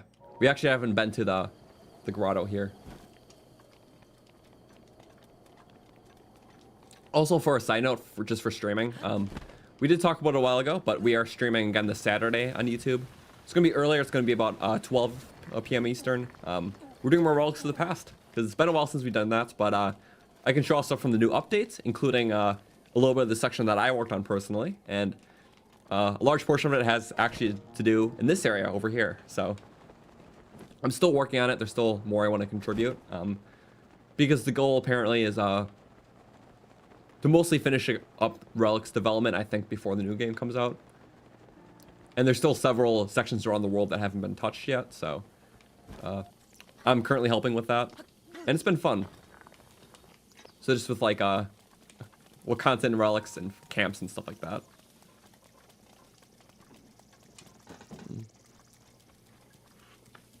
Yeah, I usually try to update in the description, so we have very lengthy descriptions for these streams, but it has everything from our links, our schedule, you know, Q&A of what we're doing, to hopefully ward off some repeated questions. And yeah, our FAQ too, so. Can't believe you caught a stream. Welcome. Yeah, welcome to everyone. It's been a really great time. We're just doing Champions Ballad. It's going faster now. We're already at the second shrine here. And yeah, we'll have to kill all those enemies at a future time too. I'm just not worrying about non-Champions Ballad stuff right now. Yeah, we'll be very helpful at the motorcycle, so that's why, yeah, pretty much every stream since the beginning, we did something important just for the overall progress. So first couple streams getting good armor and food and stuff like that, but then literally a Divine Beast stream, and now we're here. Like last stream was literally just Naboris. I forgot. Well, the morning sun is newly born. Okay, so good thing it's not raining, because that would suck right here. Take your best shot. He's all prepared for me. That's just my campfire strat. There you go. Yeah, thank you guys for almost 600 likes in the stream. We're like a couple away, so. Damn it. Not me forgetting about the blood moons again. Right, I can't do the blood moon skip till morning. I actually have to delay the moon normally. So you know what we do for this? Yeah, surprise. Not a good one either. Okay, there we go. Autosave right before. Ganon troll. Ugh. Okay, so since we can't do it right away, and we've been pushing back the moon, not delaying it, we can put a trail medallion right here, and then do the other challenge. You know, it's a bit far back, but it's fine. Still mostly there. Yeah, very well. Okay, now we can just go back here. It's 11:35 in the morning, so that should give us enough time to right our way westward. We can kill the guardians, do the shrine sometime before midnight, or even if we pass into the next day, that's fine. I guess we'll figure it out. If we pass into morning in the shrine, then we can just warp there and do the quest because it's the right time of day. But if we do it early, then, well, we can just do a full-on delay of the Blood Moon. Or skip, rather.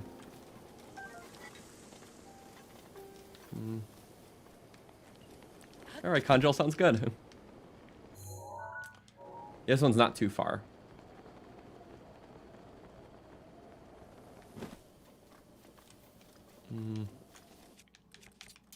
Master Sword's fresh. Fresh and low durability. Also, I still have to figure out how the Skywatchers work with their propellers and break-in. Also, screw it. We got a little time to kill. I am gonna defeat these guys.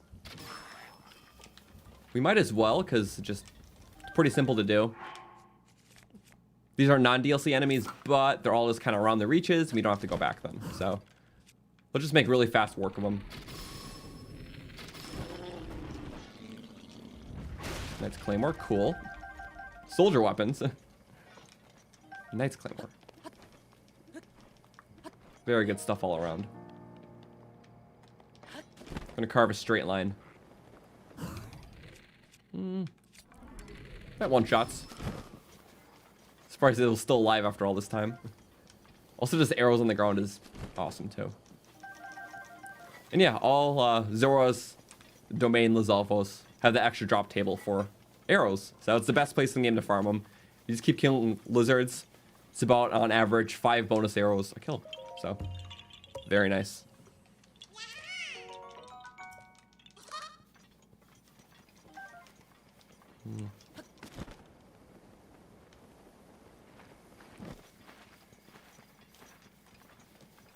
Okay, sorry.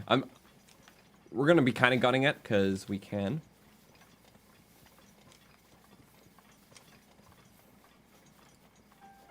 There we go. Sorry, I'm checking my object map for the nearest enemies here, just as we kind of run.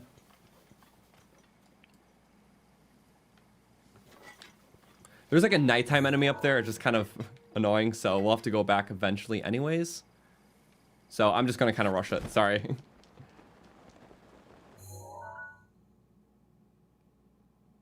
Actually, wait a second.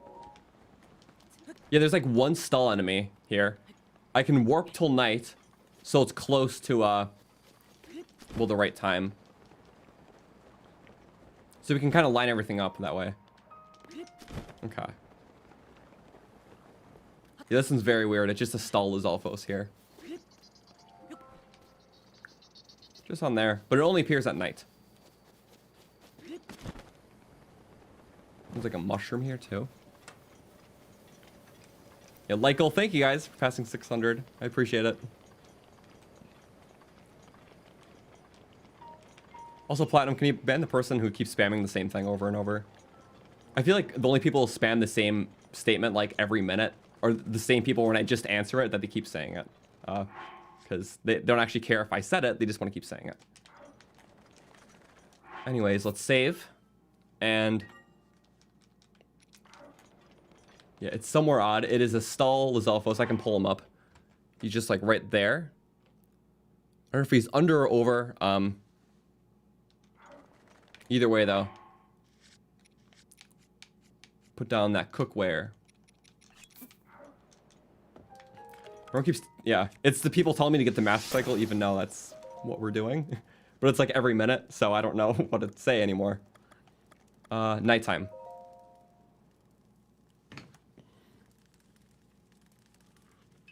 Had to go, but it was a great stream. Hopefully I get to 2,000 enemy kills. Maybe not today, because the belt's pretty slow with that, but very soon. But thank you, though. Yeah, this will be the least amount of kills in this playthrough. Okay, here he is. Just totally a one-off. This way we have to never kill him again, so.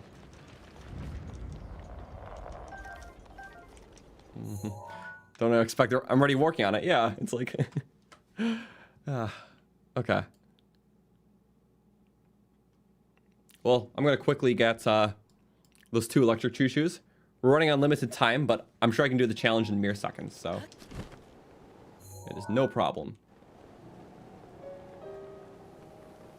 They were like, yeah, very odd ones. I hate when it's a choo-choo because you never know exactly where it's going to be. Also, there's that platform too we can do in the distance. Also, we're going to try to fully skip this blood moon too. I'm not letting time of day slow me down again. Okay, the Korok was there. So what did we miss and where? So I guess first past here. You know, we're just going to... It's not even going to kill it immediately. There we go. Take care of those guys, and up there are some electric guys we can get.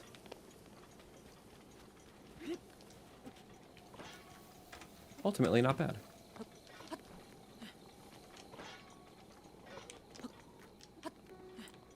Kind of have their own plateaus here.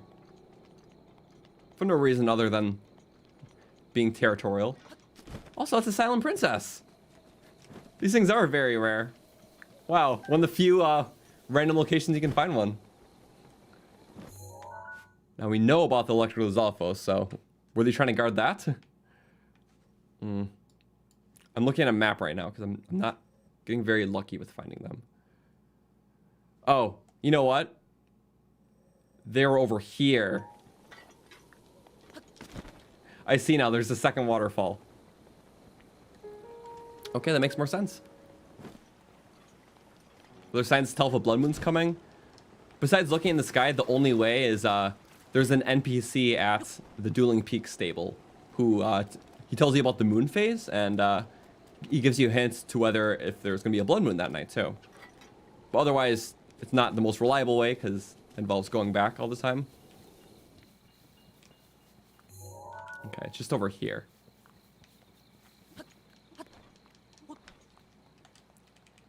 Hmm. 3, 2, 1, and jump. Nice.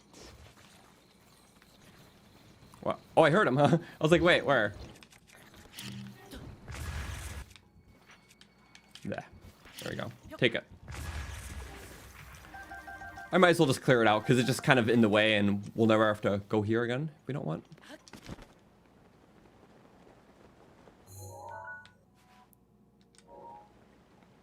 Okay. Now let's delay the blood moon. Okay, 11:40. So basically, we do this almost every stream. 3 hours of active playtime. It's 11:40 right now. Sorry, I'm covering the time, but soon it's 11:55. So I believe I always slightly forget how I do it every time. It's 11:50 here. We'll pull it up. So as soon as it says 55, so 11:50. 4. So I have to pause buffer. Okay, now we have like 5 seconds. 3, 2, 1. Okay. So we create a save right there. And then I don't remember exactly. I want to make sure, but so we created the save. Then we let it play out. Then we close the game. Then we open the game and reload that save. We've done it many times before. Sometimes it doesn't work. We're trying to find that perfect method, and I think this is the best one. First time was purely an accident. We were trying to rush to a shrine to push it back again, but it auto-saved right before midnight happened. So it auto-saved. We didn't make it to the shrine. The thing played out. We closed it, reopened it, reloaded that, and it wasn't there. And the blood moon didn't happen. It completely skipped the cycle. Nothing responded. If it doesn't work this time again, we'll rush it back.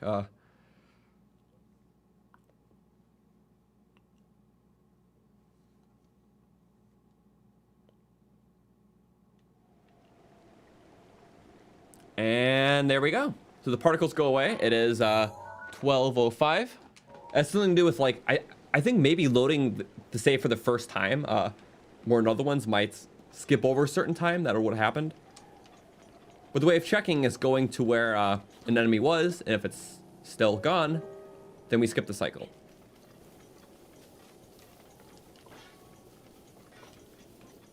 So I believe it was on that platform. Maybe it wasn't. Oh, well, we'll still check up ahead. Because we still got to make sure. It's never not worked for me, but just in case if we keep going and then we realize it actually went through, that'd be not good. Yeah. As far as we're concerned, we're good. Because no choo-choos.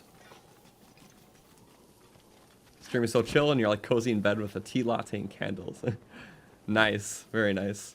Well, awesome. Happy it could be a nice chill time.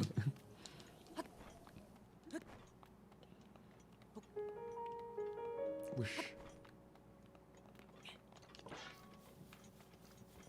Sometimes when I stream, I mean, it's usually during the winter months, I don't know. Drinking tea is nice. I recently got a new nice like tea mug, so more excuse to drink teas. And I have to get more too. But it's usually I like green tea a lot. Otherwise like assorted. Also I like how the moblins stutter when you sneak strike them like that. Okay, I know I haven't updated the count in a bit, but that's honestly fine, because we'll get around to it. I'm not even going to pull up the map on the end, because I already have a good mental map of what we're doing. We'll just count everything up here at once, because everything's kind of spread out in a weird way, where it's more helpful for me to do that. There we go. Oh, he's an archer. Oh, bomb archer! Bomb versus bomb, okay. Good, a catch on my half, I guess. Also, yeah, bunch of arrows, very good. Do something. Woo! Nice! You really tried. Wow, okay. Sorry, that was a very good shot. I wasn't expecting to hit the head there. Well, I was just really hoping it would, but... Again, you miss all the shots you don't take. So you kind of have to sometimes. Okay. And then for our lonely turret, there we go. It was actually kind of far, but we lived. Ow! Wait. Can't back up from there. No. There we go. Much easier that way. Yep, this is part of the trial, so. And then just a simpler way. Yeah. Trying to aim down sights. Yep, all these arrows. Oh, wait, right. Crap. He wasn't one of the ones that die instantly. It's only like specific archer ones that die to that shot, like Watchtower ones and some others. And I know I'm using a very good weapon to break this, but gotta use your weapons.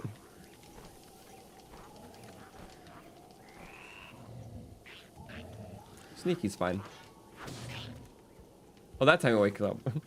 Moblins have totally different hearing sometimes. They just wake up from stuff where other enemies wouldn't. I noticed. Some of them are just like set triggers too. Okay. See a lot of enemies.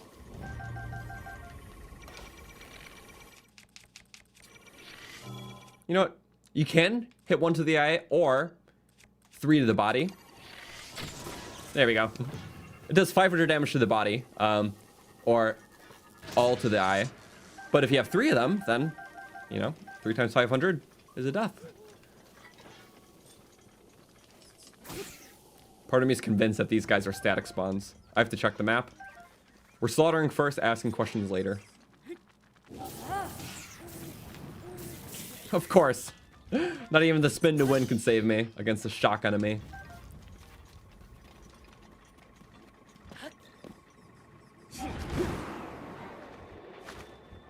Go. Yeah, that guy doesn't have a top weak point. Nope. Not even that was enough to save me. There we go. What does it? Oh, trick! Ah! Yeah, what? Talk about a trick there. Oh! Invincible bat! Damn. They're evolving nastily.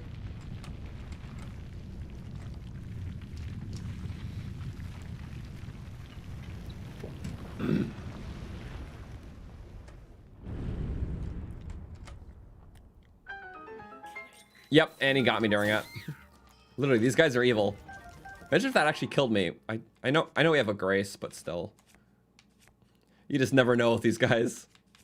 Here, let's take 2 victory apples and a victory banana. Oh, it literally spawns right there too. What are the odds of that? Okay. I don't think anything else here is Champions Ballad exclusive, but I'm just gonna kill it all just in case. And plus, you know, kills for the sake of kills.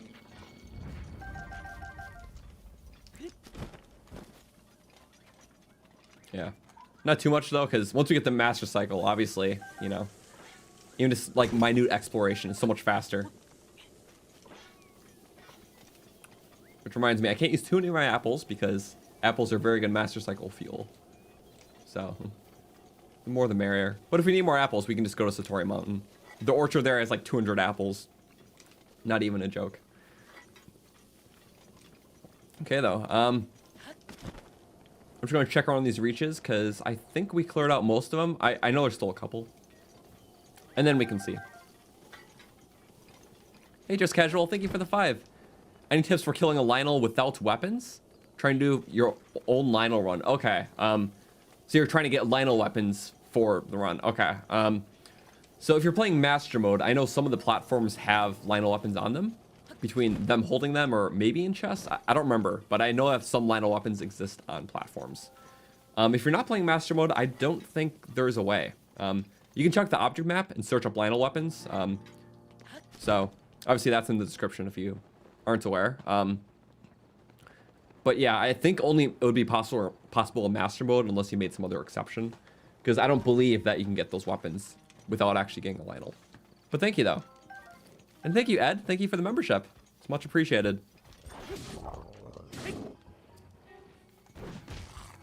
I should use diamonds and star fragments as fuel. Yeah, totally the best.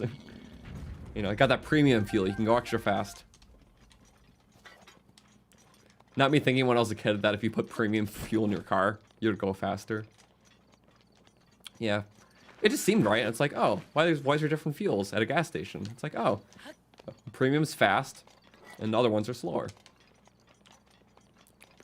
Luckily, those thoughts never stuck to adulthood. Yeah. I don't actually know how bad it is if you use the wrong fuel type in your car. I'm not a car guy. I drive a car, but I know the bare minimum about cars, actually. Enough to drive it and at best change a tire, so.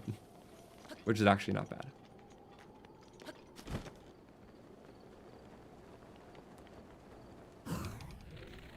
Why am I doing it that way? I don't know. But he mostly died.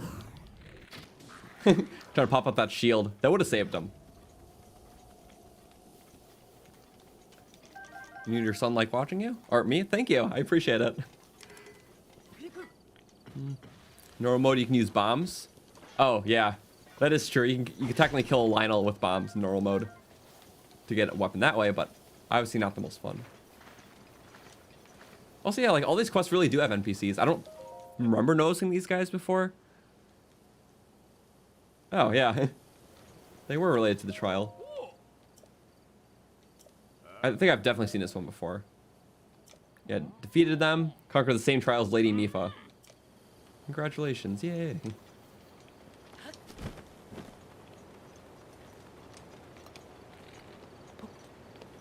He's gonna go camo mode.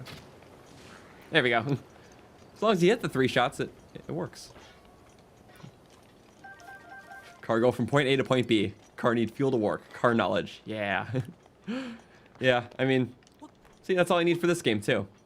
Master Cycle needs fuel to work. Master Cycle will go from point A to point B. Boom. That's all we need.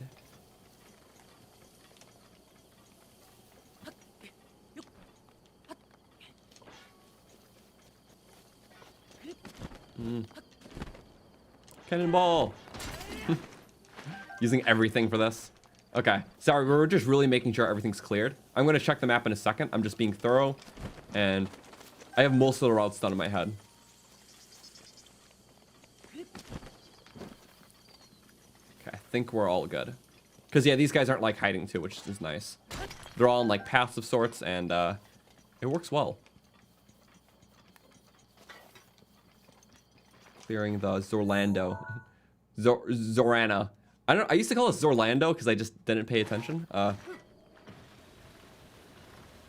No, we got them all. I guess take these stones, just become even more rich. Not with flint though. I hate that. Break luminous deposit, 1 flint.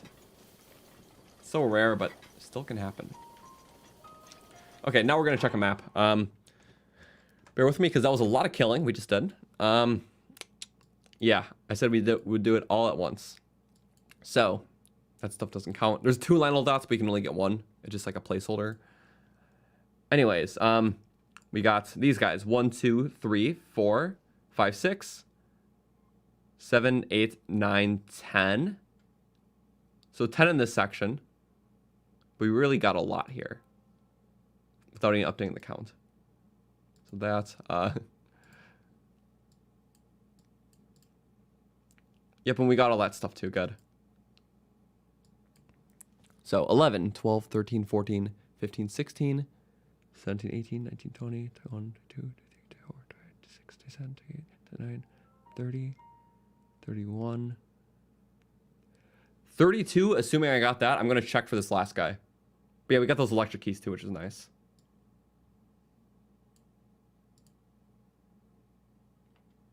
Wait.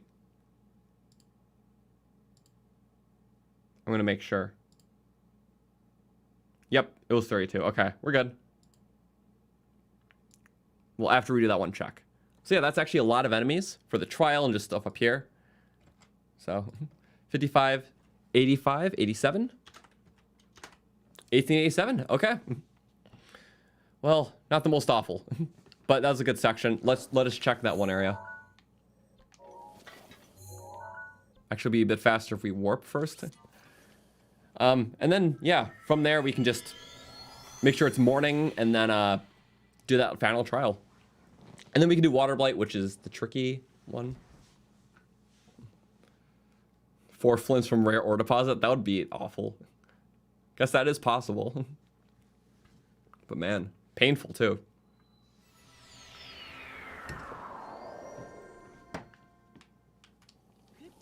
And yeah, as we mentioned before, this run won't be fully edited like a normal challenge run. We'll probably do some sort of overlapping or over-encompassing video just after this is done, just kind of showing all the stuff we did and some highlights and whatnot, but not a full-length challenge run like the other ones are, because that would take an unbearable amount of work. Also, yeah, we didn't kill this one. Okay, that's why I checked, because I'm like, I don't think we got this one, and I was right. Okay, the others are dead though. That's all I need to know. So there we go. That's reflects with the accurate count. But this way, yeah. Also doing the Champions Ballad, we get some nice warps around the world, so it's faster. So now we have a good warp here. So when we clear stuff out there later and whatnot. Okay. Now it's 9:50 a.m. We'll have to wait at a campfire, but we can do the last shrine. Wait, did we even do this shrine? Wait. Oh my god. We didn't do this shrine, did we? Did I actually just focus so much on the enemies? Warp to the shrine, I just didn't even do it? I think so, right? I did, yeah, okay. Well, I guess after this one. we'll do a double shrine then. How about that? Sorry, that was really a monster moment. A moment where we're just killing monsters, not thinking about anything else. Yeah, I forgot that was an important thing.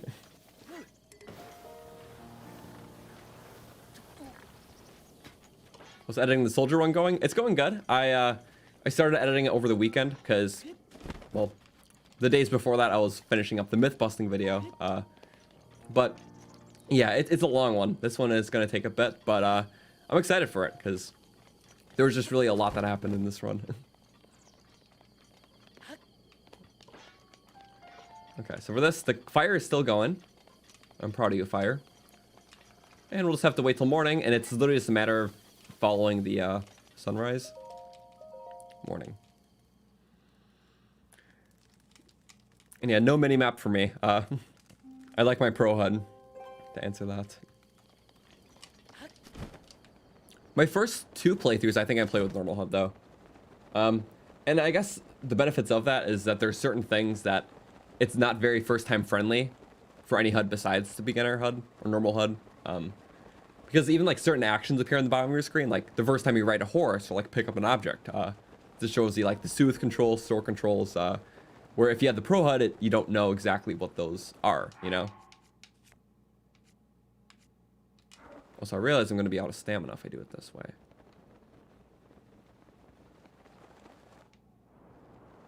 Also realizing I'm just going to take the fall there.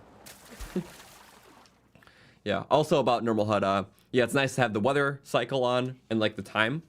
Or mainly weather cycle for that. And what else? Sorry, morning again. Oh yeah, and then the champion ability recharges. So you can't view any of that from the menu, which kind of sucks.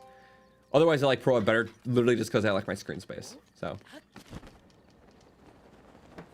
Beginner HUD, I'm going to call it that. No. As in, like, the HUD that you begin with, not like for beginners. Sorry. So begin HUD. And like, yeah, everything is useful. It's just like, it's not all you want to play to. Which I guess that poses the question, what am I going to do for tiers? Because it's like, there is valuable information for a first time playthrough. So maybe I might play with the HUD, but I'm just hoping that there's like an in-between HUD. Like a HUD that takes off the mini-map, but there's still a way to view certain things, or even if it's on the HUD, but just not like the full HUD. Because it's either pro or normal. Like an in-between would be cool.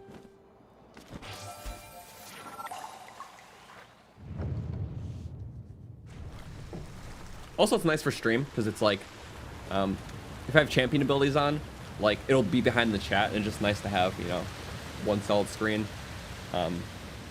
It's taking up more screen space, because I already take up screen space. So, the chat box does kinda, the overlay does.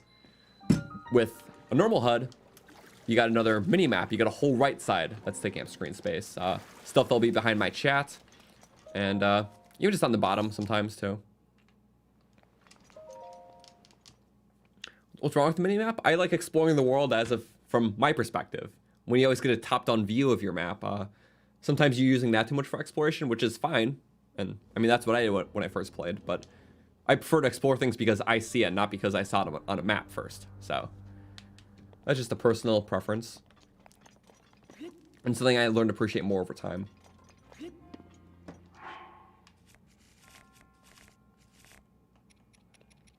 Also, is there a permanent fire thing too, like there's thunder? I don't think so.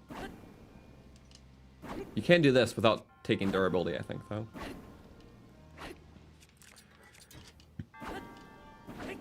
There we go. 2 more, and that should be enough to squeeze right through.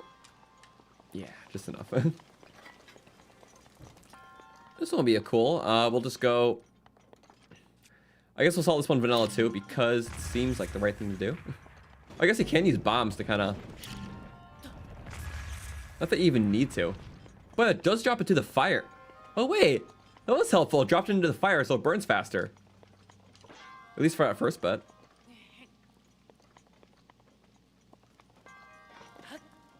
Okay. One more hit, and then we'll...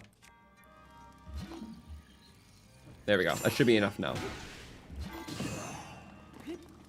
Oop, maybe. Still slightly melting, just in case. It's not. Okay. Then, this should be good. Yes, okay. And then, not that this is going to be helpful. I mean, it will, but... You know, it's still going to be slow. I do like these shrines. I like how this one's about ice. Not many shrines were about ice. There is that one where I have to take the ice block up, though. Like all the corridors. I forget about that shrine a lot.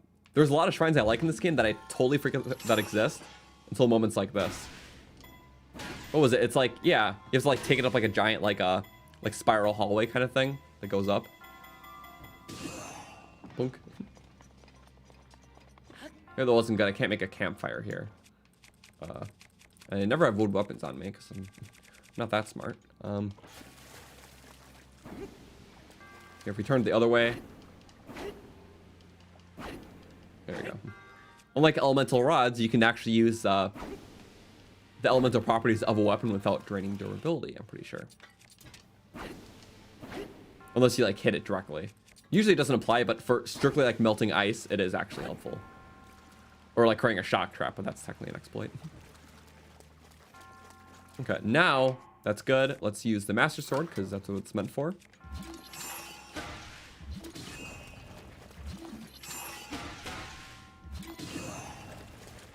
Good.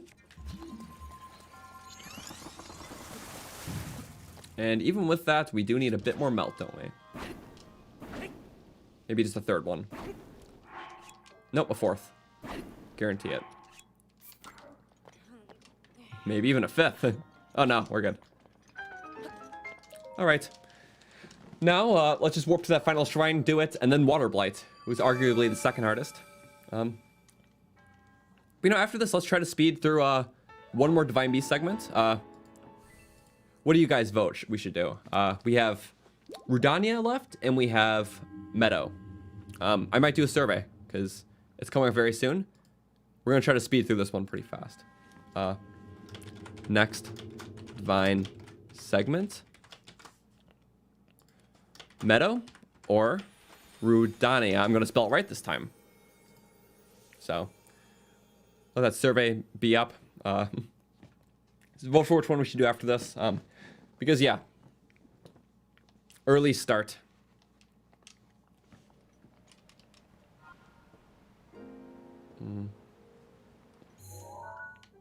Okay, now this one.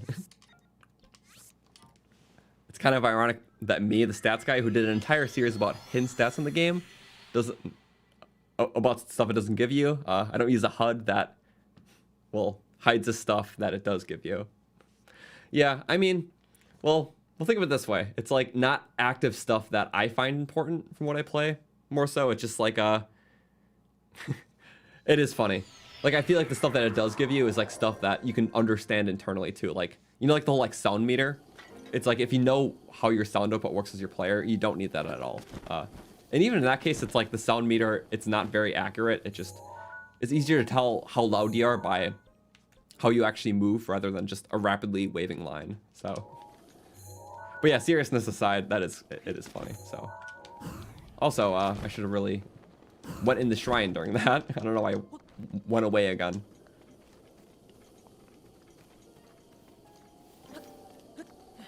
Okay. Relics Gale Plus is pretty OP. Yeah, that is actually helpful. Yeah, but oh well. Sorry, I like my Pro HUD. And I think it just does suit better for streaming too. I think I started using my third playthrough, which was my first stream playthrough. Like, for anything ever. See, it's like they know about, like, the exploits, so, like, they make everything less wind bomb friendly. Even though that wasn't even a thing discovered back then. 153 enemies in the stream. Only 14 kills away to pass the goal. That's actually not too bad. Or, not goal, but, you know. Yeah, that's way too high up. Sorry, we have to be normal about this again. Sadly. Okay, how's the vote doing? Over 100 of you voted, and it seems like Meadow is winning. So, it's been up for 2 minutes, that's fine.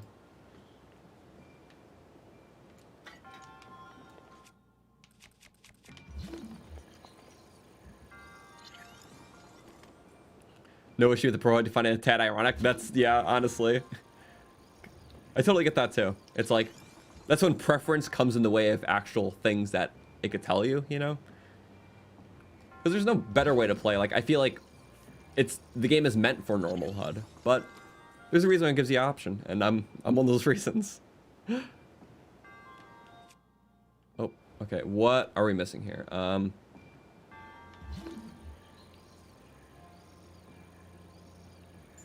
Right.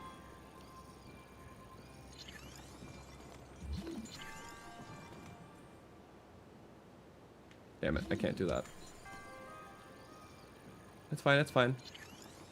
Yeah, there's those waterfall ones I was talking about earlier. One in the base game, one in the DLC.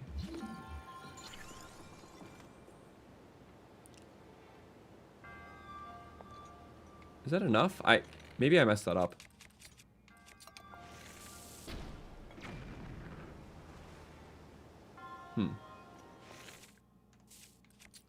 Don't actually know. Okay, I messed it up. Wait a second. I can stasis that platform, can't I? I never tried that. I always just did Cronus.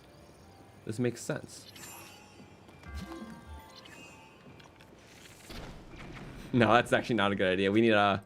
Yeah, I realized the mistake. It's okay. There we go. The world. Get back and plunk. And then shoots itself up, right? Or do I do that? I don't remember. Oh, it does. Okay, right. Because there's a button there. Go! Radiant Surf, because we can rock surf on this thing. It's awesome. Whoop. Go, go, go, go, go, go, go, go, go. Yeah, the midair. I love how it freezes like that. Okay, that makes more sense.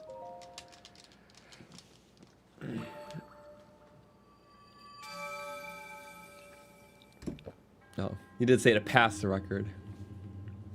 That's fine. For the longest time, I was expecting this to be my lowest kill stream, because... I mean, even thinking about shrines... Oh, he's a close-up. 4, 5, 6, 7, 8, 9, 10 shrines already we did today. That's actually insane.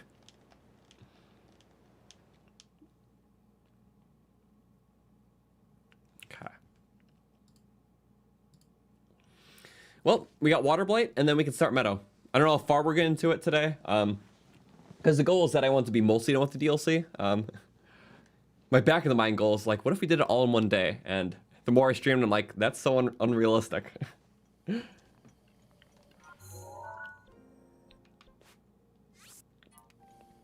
Do I watch anime? Yeah, I love Breaking Bad. It's a good show. No, sorry. My mind actually half went there. I was, but anime-wise, I do like Attack on Titan a lot. I like JoJo. For calm stuff, I've been really liking Spy X Family, or Spy Family. That's a fun one.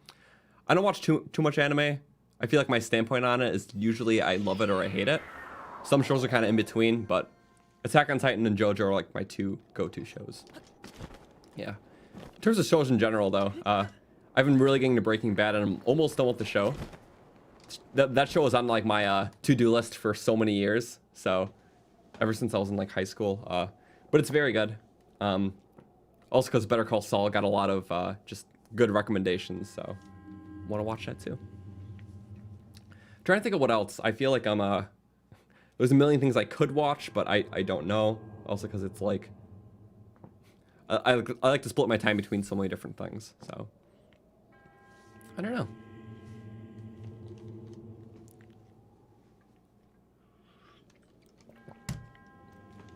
Okay.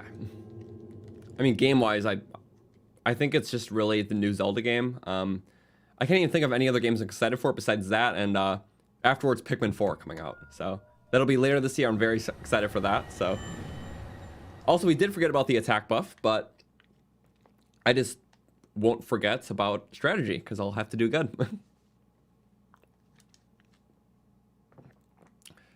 you watch Naruto? No. Any anime that's like hundreds of episodes long, I don't have the willpower to get into. So if it's Naruto, Dragon Ball, or One Piece, the answer is no. I'm sorry. And yeah, it's because of the length, mainly because I just don't have that many hours of my life to invest into a show. Metroid Prime 4, I mean, yeah, I'm excited, but I just don't know anything about it. So I'm talking about stuff that's like release date. I mean, we don't know anything about Pikmin either, but oh well. We have a release date at least. Also nice. I love when it fails the jab attack. For this one, it just gives you okay, there is a bow with some arrows. Those are regen stoppers, though. I do have to use this to its max potential. I hate how there's no shield. I hate that so much.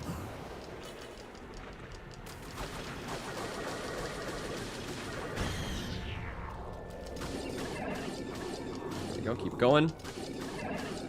Literally, the damage output is so minimal. Like, I love using a shield. There's so many cool things to parry in this fight, but the fact that it doesn't give you a shield is kind of sad. Because, like, even this, it's like, what are you supposed to do? Nothing. That's such a fun attack to parry.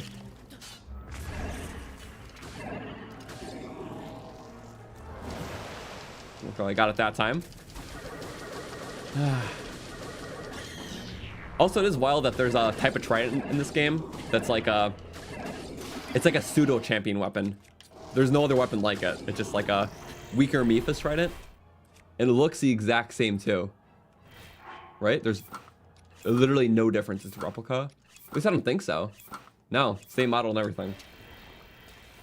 So it's wild how they literally just made a ceremonial version. Yep, we just gotta back off from that one. It's pretty long range, so it can mess you up. There we go. Last couple of jabs. We're saving the good spear for the final phase. But really, you gotta use everything.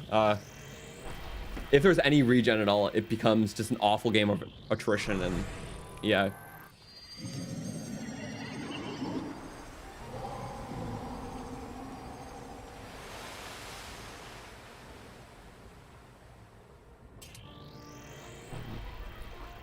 Like Jojo 2, we haven't watched Stone Ocean yet. You read it though? Okay.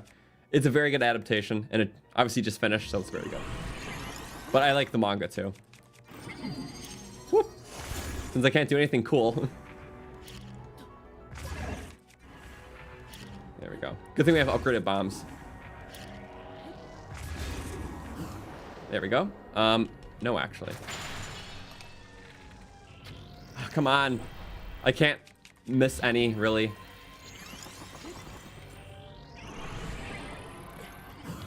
There we go. See, look at it. No damage at all. Hate this fight so much. Okay, it's minimal damage. This, honestly, is the hardest illusory. I can't even say Thunderblind anymore, sorry. I have to be true to myself. There we go. I'm gonna get like 3 rounds of this, so I'm gonna make a count with the better spear.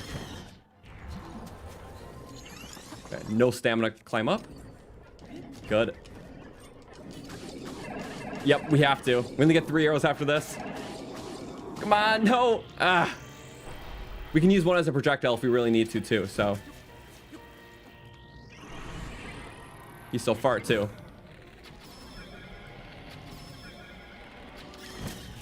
He's in the water, but we are so far. I don't appreciate that. I pulled up my bow because I hit my wrong button. Okay, don't regen. Yep. It's stiff, but if you mess up one thing, then he's dead. Okay. Which, yeah, we're more than half durability shoot up in that one. Almost gone with the other one. So, like, really, and like all arrows gone, there's only a small margin for error. And we hit a very tiny one, but, yeah. If he has one good regen bout in that, you don't have enough weapons to do the fight. So it's very hard. In normal mode, it's not a problem because you get the same stuff, but there's no regen. So the only way that you lose to attrition is if you hit the ground a bunch. But then again, you can still finish him with bombs. So there we go. Yeah, pretty calming fight. Staying controlled. Definitely the hardest because of the attrition, but I still struggle the most with Thunderblight. Okay.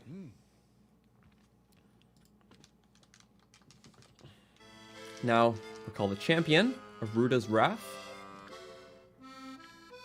Before she walked her chosen path. Yeah, cast riddles. We love rhymes.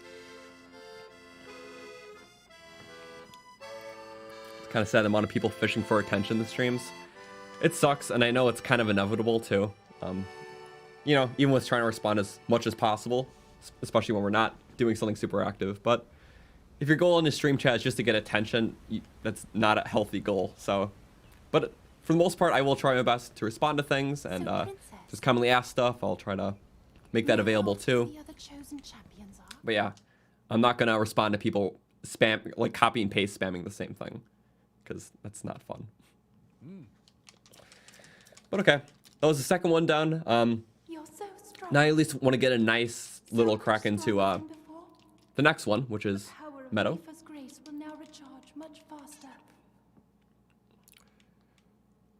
Because Meadow was the winner, right? I'm not making that up, yeah. I am certain you can save Hyrule, as well as the princess who awaits. Sorry.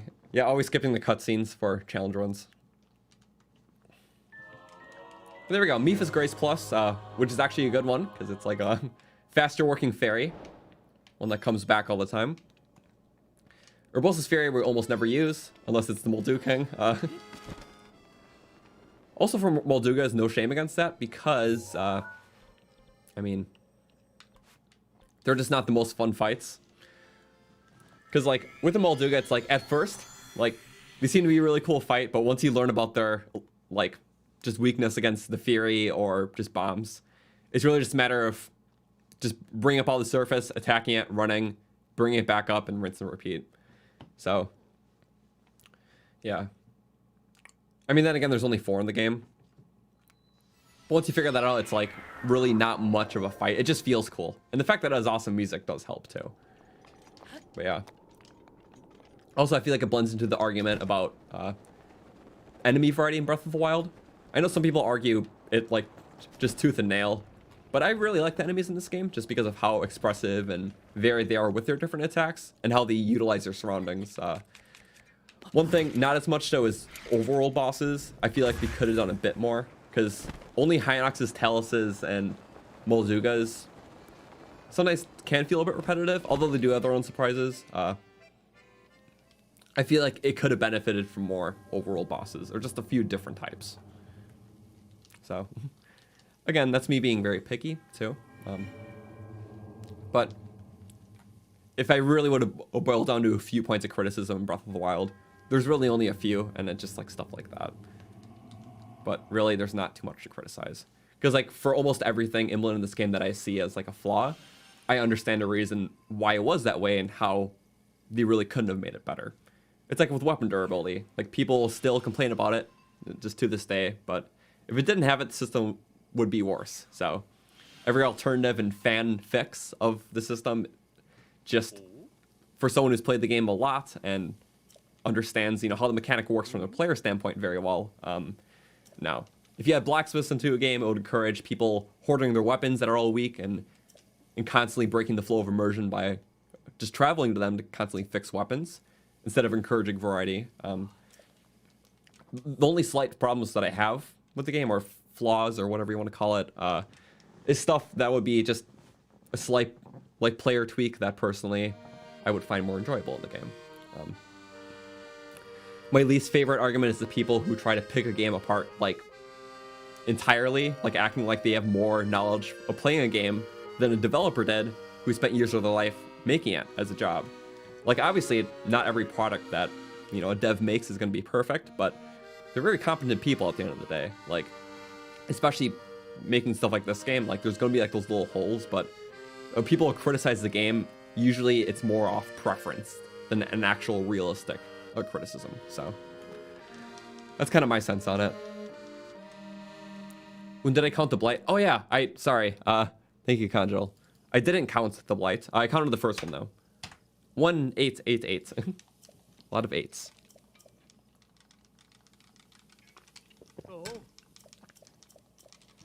Okay.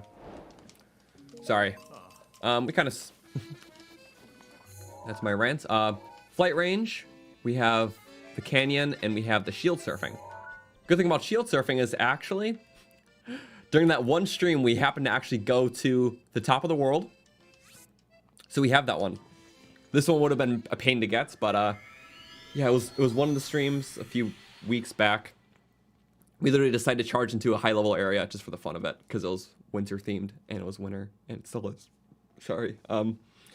But since we did, we literally stopped at that shrine, and now it's going to be easy to do this challenge. Scratch that. We warped to the wrong one, but that one kind of sucks because there's ice blocking the path. So I feel like, oh well.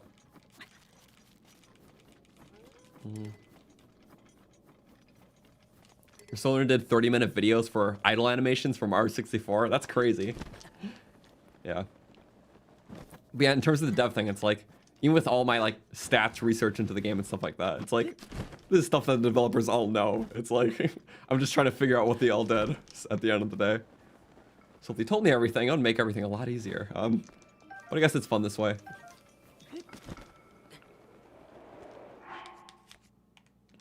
There we go.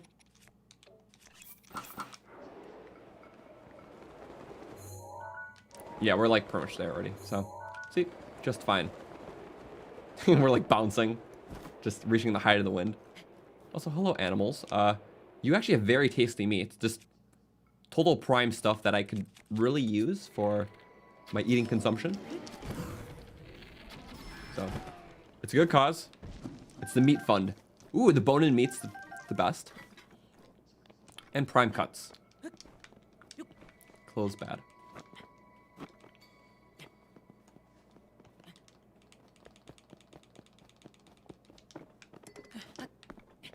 Ooh. Okay. Well, that is the shrine that we would have been at, but this is the shield serving. It's this region's race. I like how they each have a race. The waterfall one's pretty simple, but it's cool because it's like reminiscent of Mifa. This one's awesome with snowboarding. Other one because sand surfing. The Goron one's funny though because it literally involves flight. Daruk's paraglider, which I guess Age of Calamity kind of made that canon, quote unquote.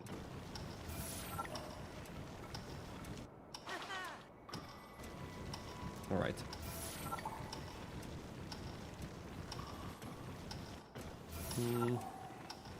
Yeah, honestly, just with how late the stream is, I'm happy we have some progress towards this. We will finish up the shrine, but after that, it's probably when we're going to call it. So, because it is 7 minutes away from 4 hours, and for my own sake, I don't think I should do. Well, it's late, honestly. There we go.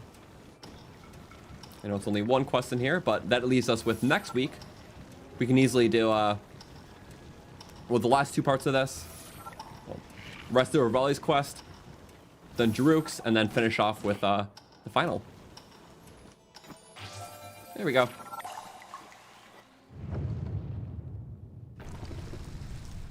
Is the Lizzle there for only for the challenge? No. I'm gonna look it up to make sure, but I looked up pretty much all the champion stuff beforehand. And these are all the Zelfos you can get during the challenge, or during any time. Sorry.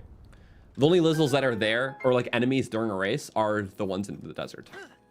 I know that's because the only enemy I'm an expert on when it comes to like where they are and where they spawn is Lizalfos, strictly because we did that Lizalfos run, and that helped us understand where all the Lizalfos are, how they work, which ones are DLC exclusive and whatnot. Because I think the count was like 700 something, and that was every Lizalfos besides DLC ones. So no Trial of the Sword, no Champions Ballad. Okay. Yeah, they make those so tall now, you can't cheese it. But yeah, let's do this in a fun manner.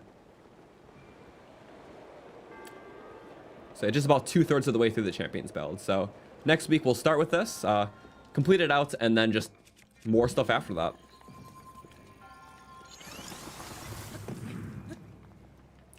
Oops. This is a fun one. You kind of build your own obstacle course.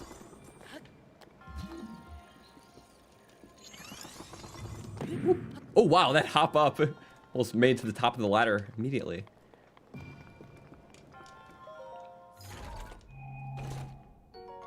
Nice, I like my quick shot. Sorry, that is not a type of bow that we need. Was that just for the chest? I think it was, but oh well. For a falcon bow, I am not complaining. Anyways, let us fill in this racetrack a bit.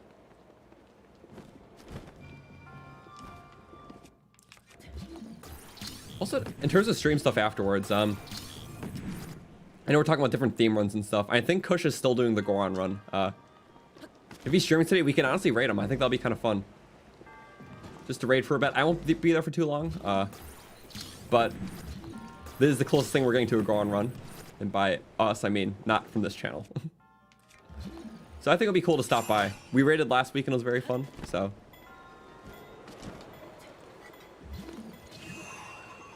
Uh-oh. Please work, please work, please work. Oh, and then I got a crown thing to do. Awesome. Yeah. Well, we can do it all from here, so.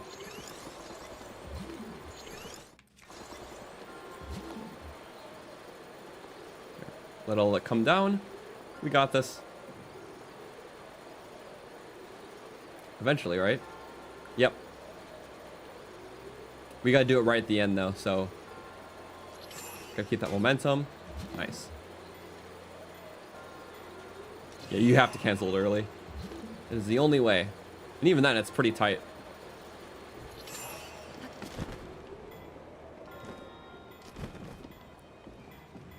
And then just safely. Very safe. Okay, go right in. And there we go. It'll go eventually. Well, in the meantime, I'm going to see if he's doing that stream. Because it'll be fun to raid. This stuff's awesome. He's nearing completion on it. I think he's being it today. I'm not too sure. Yep, he is. It's the finale. Okay, well, please go check it out. Yeah. He started streaming an hour ago. Here. I'll post the raid link in chat because right after this, we will wrap up the stream. But thank you guys for being here. It was very fun. We'll do more next Wednesday as usual. That's the usual day we stream. This Saturday, we're going to be going live at 12 Eastern with Relics of the Past. And all that's in the description, so make sure to read it. But anyways, we will put the raid link in chat as soon as we wrap up. Well, I guess I'll be in just a second. So I'm putting it in chat right now. Thank you guys for watching, though. We're just going to do a save right after this and then go right into the raid. So this is Goran Only Run. Thank you for being here. It was a really great time, though. And see you again next time. We'll see you in the raid, too. So just say Croton Raid or wherever. There we go. Raid link. Thank you for watching. Make sure to click on the raid link, and I'll see you there. So have a good one, guys. See you with the game. Okay. Raid. Post it again. Go. Goran Run there.